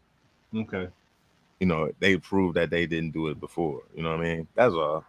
Okay. Nothing more, Let's nothing think less. about you win 73 games, and then the next year you get better. I think they could. Right. You get the second best right player now. in the basketball world on your team after you just made that run. Along with the third best basketball player. Right. You already got Steph. You add.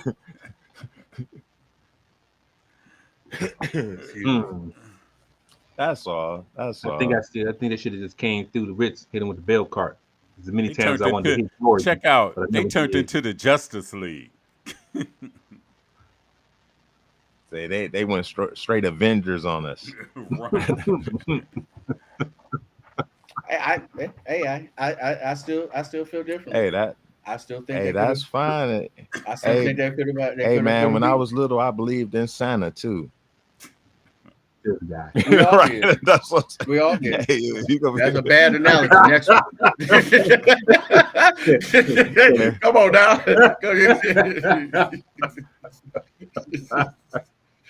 I told you, man. That's my new thing. I'm getting on my Brandon Jennings. Like I said, now. that man is seldom right, but so true. Hey, ride with Nick. At least be Nick Young. Like be Nick Young. Don't be that dude. Like that. No. I'm Brandon Jennings. He just be saying ridiculous stuff and just think he can stand on. I'm standing on business. Like man, get out of here, bro. You can't make ridiculous statements and stand on business. I think on the last note, speaking of that or whatever, right? Or about our family friendly cast.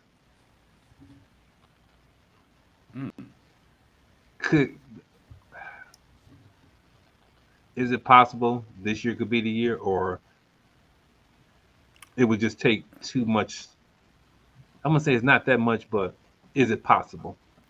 It's possible, but a lot of things have to go their way. Their injury luck has to go their way. Oh, I mean, yeah, like that's every team. Like, yeah, I mean, take injuries off the table, like fiascos. Like on paper, pound for pound, we got just as good a chance as anybody in the league.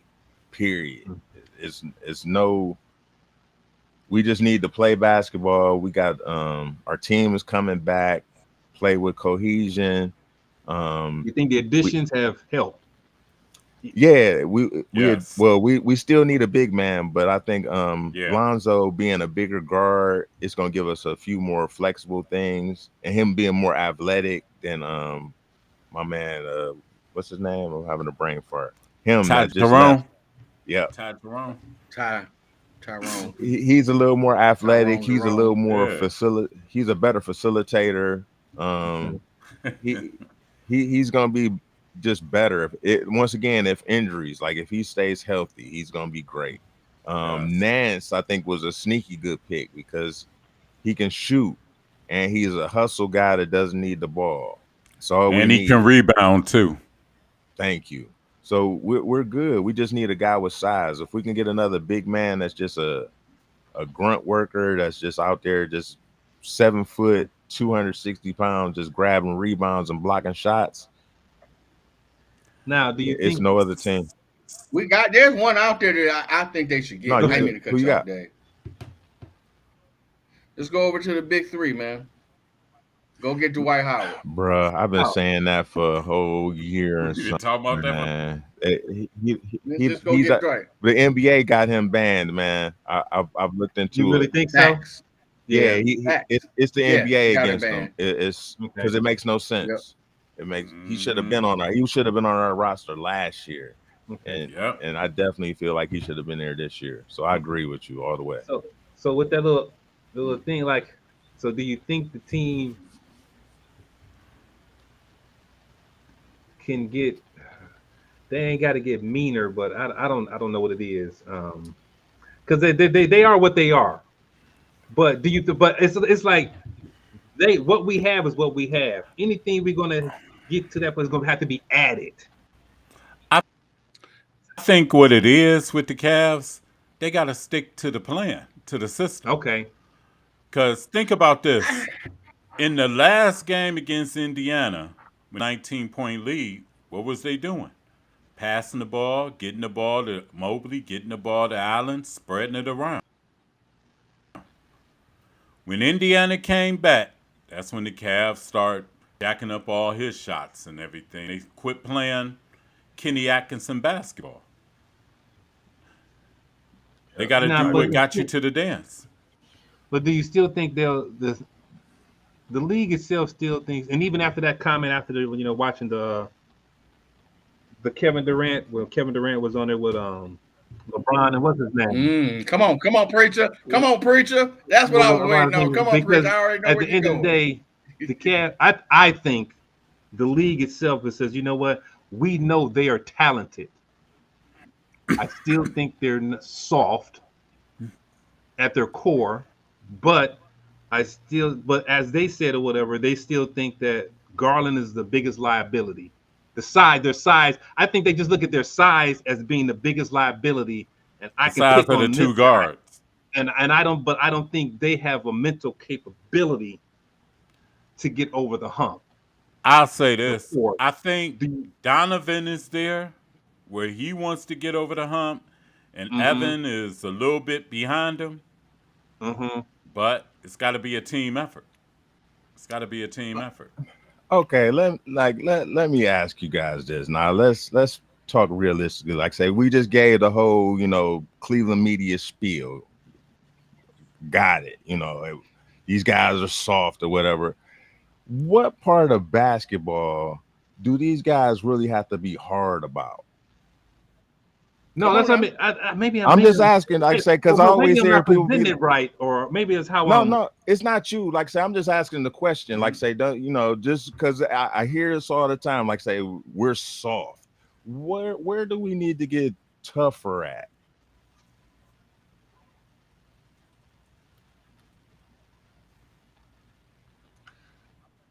I'm gonna let them talk. I'm just because just throwing it out there because I hear this all the time. It's like it frustrates me to my core. It's not you. Talent wise, I think, like you said, talent wise, I think we were way more talented than that Indiana team, and we couldn't have lost. But I will also say, like Isaiah said back in the day, he said, sometimes you got to get your heart broke first. You got to get your heart broke. And right now, the Cavs are in the stage of getting a heart broke. Right now. It happens. It's part of all these dudes went through the progression. That's why when I watched that clip, it was so frustrating because these dudes are like talking stupid. Like, Darius Garland is a liability. And what team it doesn't have a liability like that? Tell me the team. Exactly. Point to me the one team that doesn't have a small guard. And you got to also realize Cavs are still very young. Jared Allen, 26. Darius Garland, 25. Evan Mobley, 20, just turned 24. But all that out the door, like the narrative is always our toughness and we all the guys weren't trying to win it. What dude in the league is not trying to win it? Injuries had a lot to go with it. Injuries had a lot to do with that because I'm not even gonna go with the injuries. That's part of the basketball game. Everybody experienced with injuries, so I can't even use that as an excuse. And I'm like you, Sean. I'm not going. What part of the basketball game where you got to be tough like that of the game? Who's the tough guy on the Thunder? I think go ahead. My bad. Exactly. What I think the problem is that I think you kind of tipped on it, Keith, what you just said, is them being young. Who on that team right now has been through the wars? Only one is Donovan, if anything, and he can't get past the second round. Donovan ain't been out the second round of the playoffs, so he ain't been through. He's the only one that's been to the playoffs besides them. So I think the problem with the Cavs right now is it's just the mentality. That's what I mean. It's a mentality and they got to get their mentality like I said, right with Donovan. When the times get hard, they clam up and they defer to who they feel is their superstar, which is Donovan. Mm-hmm. And Donovan gets in his head, well, I got to make all the plays, every shot, and everything. And they got to get out of that mentality when the times get tough.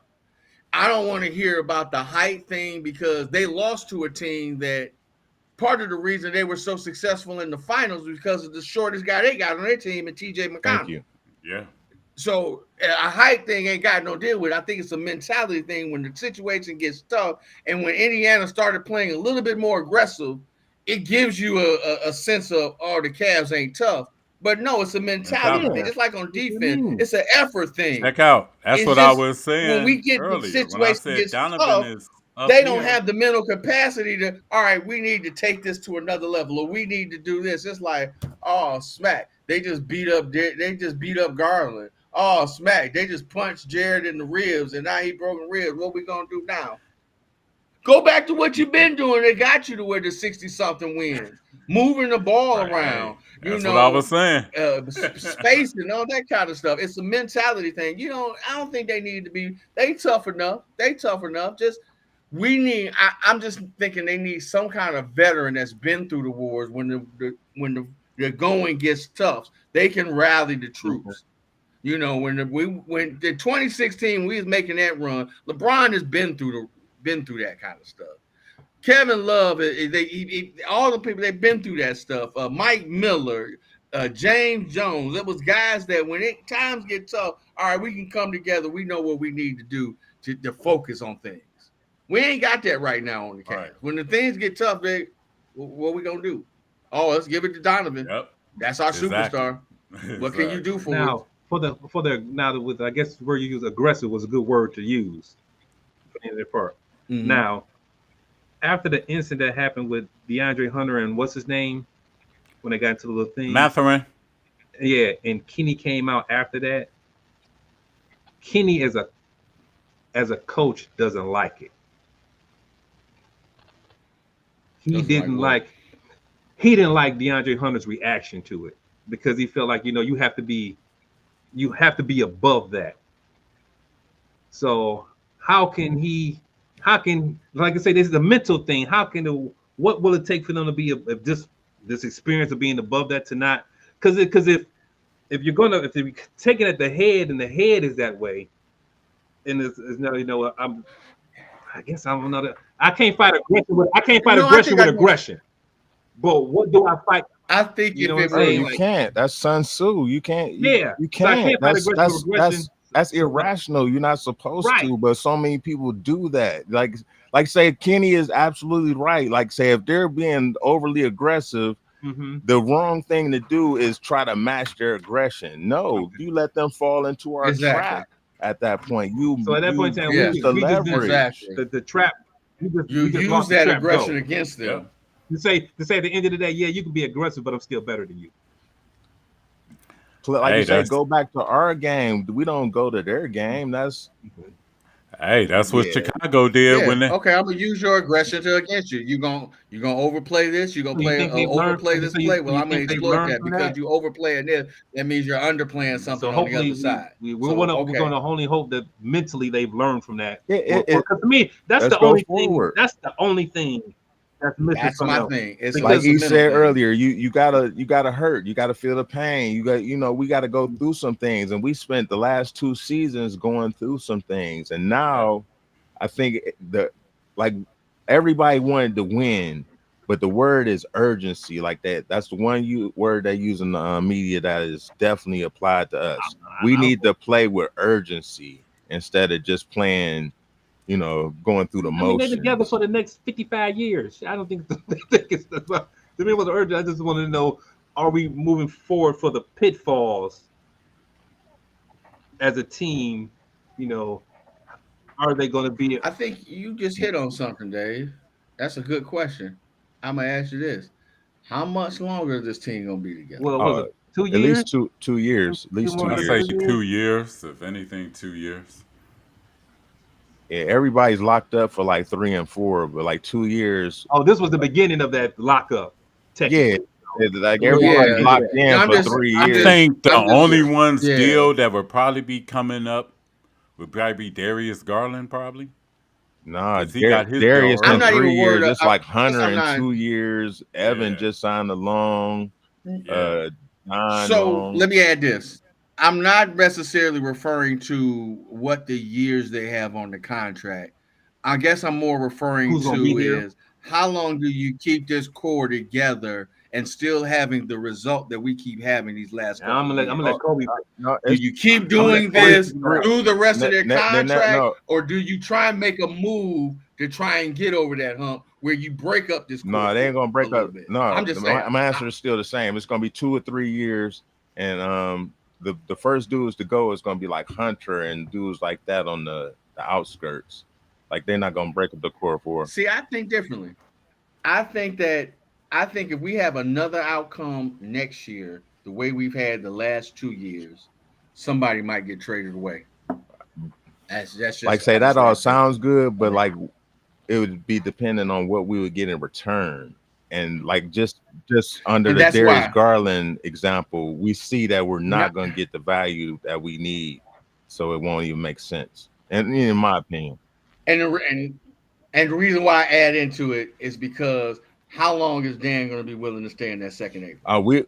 That's true. And we not producing. That's I true. mean, but that's going to be every team. Like how many teams are not? I'm not saying I'm not talking. I'm just talking No, about. I mean we're just talking. Like, this is just a conversation. Like say, and us in the second apron. I think Dan is willing to go into the third apron if we can get victories. You know what I'm saying? As standing pat. Exactly, and that's what But I'm I don't getting. think you're gonna want to go into a third long as apron we're if they only winning- losing in the second round. But we're in the lower Exactly. second apron right now, and we're not going to be out of that. Like all our contracts are locked in. Like we got 14 guys locked in for like 3 years. So our apron is our apron right now. Yeah, I do. I understand that they're locked in. The contracts is locked in. I ain't talking about that. But as a business decision, how long do you keep paying that and you're not getting the return on your well, see, investment? that maybe the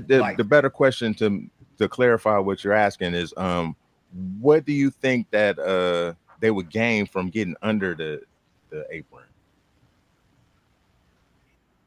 It's a combination of getting under the apron and making a move that they feel that will get them over the hump of getting past the second round of the playoffs.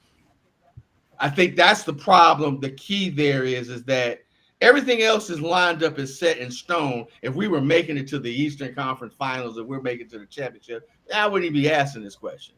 But after you talk about 2 more years, we go 2 more years making it to just the second round of the playoffs and getting eliminated. Something got to change. Especially if it's like gentlemen. And as a businessman, I'm going to start questioning, am I spending my money the right way? Because I'm not getting the result that I'm investing all this money in. I'm not spending all this money the way I'm spending it just to get put out every year to the second round. I want to get farther. Okay. So at some point, I just personally feel that if we keep doing what we're doing at this pace and paying the money that we're at, I think that Kobe Altman will make a move to try and better the team where one of them core 4 or maybe 2 of that core 4 might be out of here.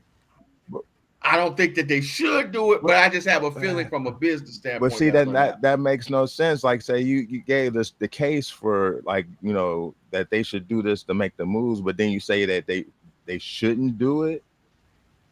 Like, or are you saying that you personally wouldn't do it? I'm just trying to understand why. On the business, I personally because on the do business side, speaking from the Cavs, just business, like that would make no sense because if they feel like they're close enough to make a move to get over the apron, to get over the echelon, what's the difference between them making a move on the early second apron or being under the second apron and making moves? Because my question is that yes, you're right, but let's fast forward 2 more years from now, and we're still at the same point that we are now, getting eliminated in the second round of the playoffs bad. Right. I'm not talking about taking them to second to 7 games and we're bad. I'm talking about we're getting to the second round. So we're going total doomsday.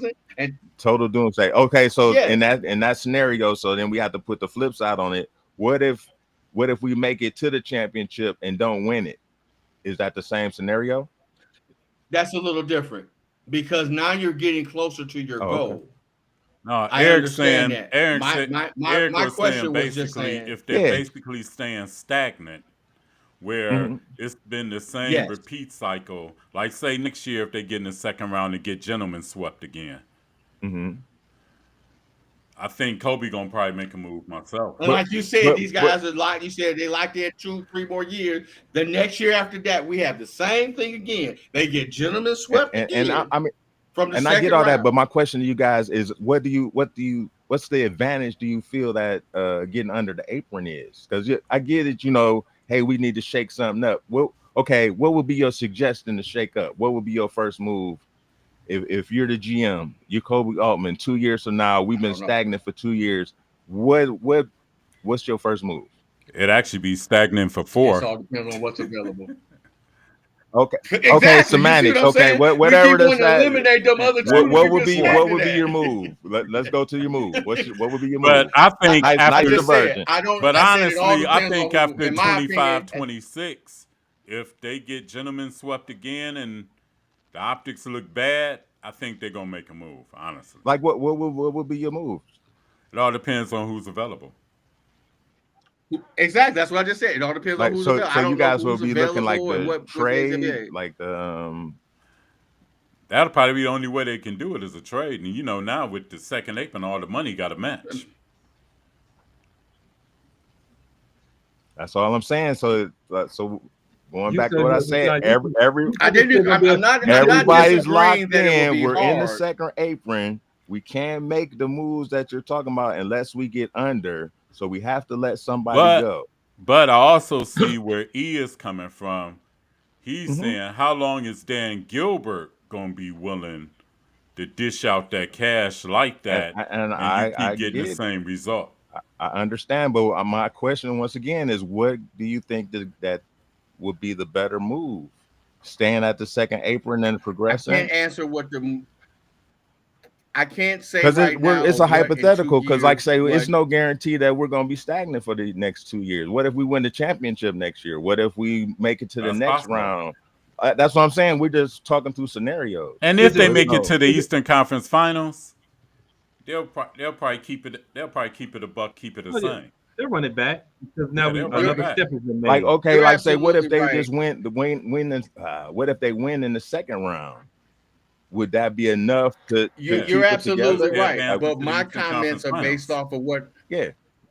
But you're absolutely right. We don't know what the future holds. But I do know that there's a saying out there that there's examples of history repeating itself, and we've seen what happened the last 2 years. So, as much as I don't know what the future holds, I've seen what's happened the last 2 years, and I don't want that to happen for the next 2 years. Who won the championship last year?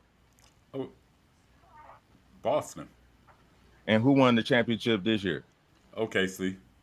So it was 2 different teams. The one, so different stuff can happen in different seasons, correct? It's been the last 7. It's been 7. And who did Boston play in that one they won? Shit. Who did they play? Fuck. Dallas. Totally different teams. Every year is a different team. That's why they play the game. So we don't say. And what does that have to change? That doesn't change my statement about what has happened the last 2 years. Please I'm trying to stay off my Brandon Jennings box over here, man. Say that stuff don't work over here. Like say, nice try, buddy. But like say, you can stand and pout, but my theory still saying the same. Like say, it doesn't make sense to me.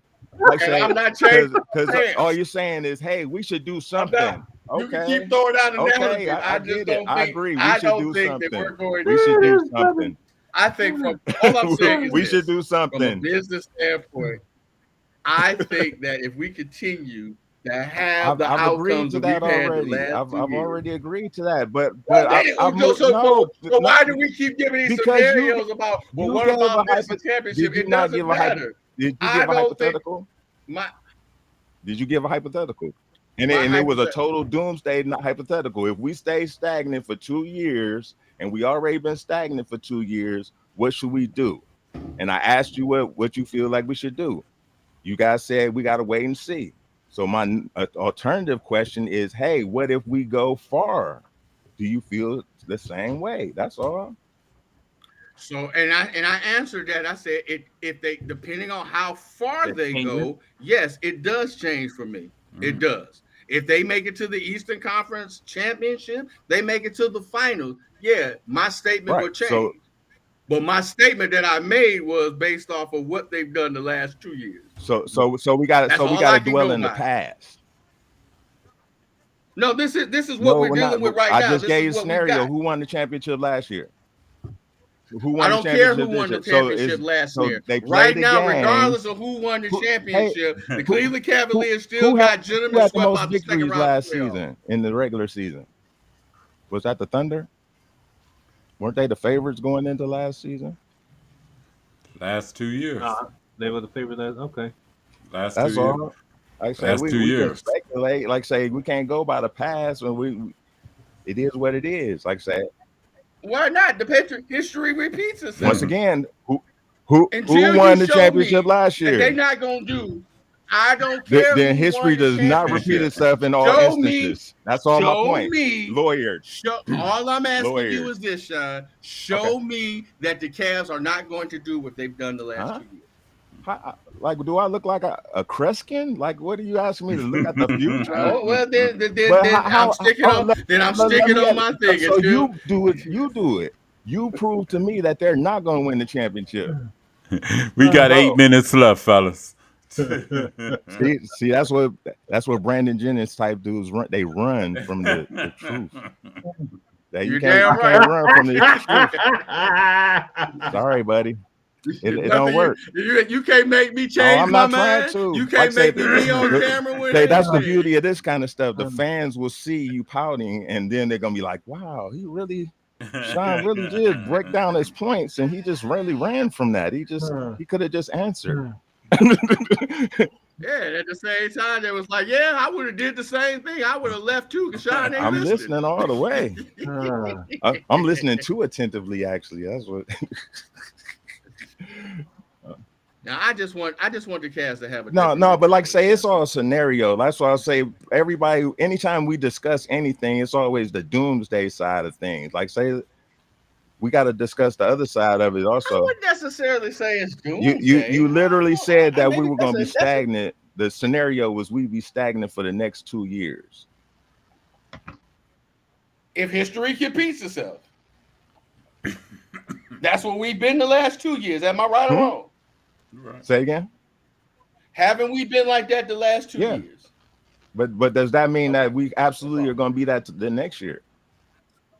Exactly. I don't know what so I don't understand. I don't understand what you're saying. The last couple years we've been this way. So what has happened over the last couple years to make me think that they're not going to be the same way? They ain't made no moves to make the mentality. We had more victories last year than the previous year.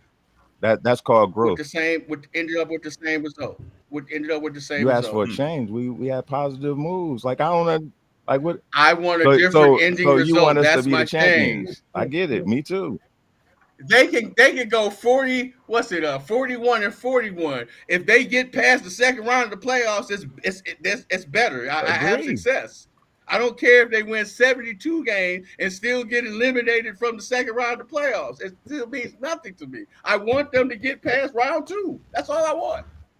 So if we want, I'm tired of sitting up here. Hold it, time out. So if we won 75 games and got put out in the second round, you'll still blow up the team. I ain't say blow up a team, but if you keep doing this after 2 more years of this same thing, yes, then I needed something to change. Because now we've gone 4 years and I've been spending all this money with the same result. I can't get out of the second round of the playoff. I'm not getting the return on my investment that I've been invested in 4 years ago. I need to change it somehow. That's all I'm saying. I'm not saying blowing up the team, but something has to change. If somebody wins the championship, then we don't have to change. Because the reason why we're staying in that apron is because they feel they have a great shot of getting to the finals and winning it all. But if we can't get past the second round, why am I going to keep spending that kind of money if I can't get past the second round? But we haven't played the games yet, so we don't know. We agreed that we don't know yet. You're absolutely right. What I'm saying is, if we don't, I feel that Dan Gilbert and them is going to make a change. And I agreed with that a long time ago. So why you keep on bringing up all these scenarios? I'm trying not to be doomsday. You guys keep trying to. It's got to be the worst. If we're in the same spot in 2 years, then what if we're the champions? We can't talk about it like that. Is that bad? Do we have to be negative all the time? I see how it plays out. Right, I don't want to be a pessimist. I'm sorry. Like say, you guys, how it all play out. He trying to be part of Cleveland media. He trying to be a doomsday. Like say, no, we different over here. We doing things a little. It's not about being doomsday. I'm not trying to be like that, man. I'm just keeping it real, for real though. I'm like say the scenarios. Like say, if we're doing hypotheticals, we got to do hypotheticals on both sides. That's all I was doing. Like say, just giving you the other side of the hypothetical. I don't think it's that much of a hypothetical. I just don't think so. Like I don't think it's in his mind the hypothetical is going to line out just like that. That second round, we're not getting past that. See, but we don't know. Yeah, I get it. Like say but we don't know. Correct. We like once again, like on the other side. Hoping, what if we the championship? What if we holding up to O'Brien? Nothing else matters. Just giving the other side. I mean, that's what we hope for. That's what we're playing for. But unfortunately, that's not what we're getting. Agree. Exactly. It's 29 other teams that aren't getting it either. It can only be one. I don't care about them. All I care about the one that's down there on the corner of Ontario and Carnegie. That's all I'm worried about. I'm not caring about the team. Well, all I know speaking as an optimist about my team, man. You can't no slander of Cavaliers. Well, I think we're definitely going to hear the same thing about the Cavs last year. We're definitely going to hear that this year by the entire media, as the national media as a whole. We just gotta wait and see. That's it. That's like say we gotta wait. They gotta wait and see. I just think at that point in time, I think this year the Cavs really have to just anything outside doesn't matter. No matter what it is, don't even feed into the questions that we know about the respect or anything like that. Whatever they just have to go out there and play Cavs basketball and be Cleveland Cavaliers because. At this point in time, they got the entire media will just be like, well, they're expecting them not to do anything. They might say that now. Oh, the Cavs got to, Cavs like that. But in their heart and hearts, they're like, nah, don't believe them. Right, that's crazy. But don't believe them. They don't. I think that's that's going to be the temperament for the Cavs entire. No matter what they do, but we'll see. No, we just got to prove. Like I say, it's going to be a show and prove year. We all good. We're going to see how it plays out. But we're going to wrap this thing up. And when LeBron takes the buyout and comes on back with everybody will stop crying. Any last words before we get up out of here? No, I don't want to hear Michael Jordan say nothing about the shot in the Cavs for the entire year. I don't want to hear it. I don't want to hear it. You're gonna be like, I remember when I shot that shot in Elo's face, or he was looking at my belly button when I released it. He's gonna be like, I made everybody in Richfield or Cleveland go boo-hoo that year. I don't want to hear it. And they swept us 6-0 during the regular season. That's why I picked Kobe as my grudge pick. All right, y'all. We about to get up out of here. Remember, the Hood Point will be coming on every Saturday at 1 p.m. 1 p.m., please Subscribe to our YouTube channel, The Hood Point on YouTube. Subscribe to that. And y'all got any last words, fellas? Figure out how to put the stuff on my pages and stuff at some point, guys. Social media literate. I'm just going to say, man, I'm just excited to be back doing this again, man. Especially this time of year. You know, this is the last weekend and until 2026 that we will not have any football on. Yeah. Starting next week, we will have football on every weekend till the end of the year, till next year. So I'm excited about that. And it's fantasy football time, man. This is where I dig in and I do what I do best. So anybody needs any fantasy football training, I do Zoom calls on Saturdays from 10 to 12. Give put you through my training to be the best fantasy football owner you can be. I'm a great fantasy football owner. I go for the draft, and then that's my team. Woohoo! Hey man, I've been doing this since Sean knows this name since 1991. The Miss Searles class. Miss Searle.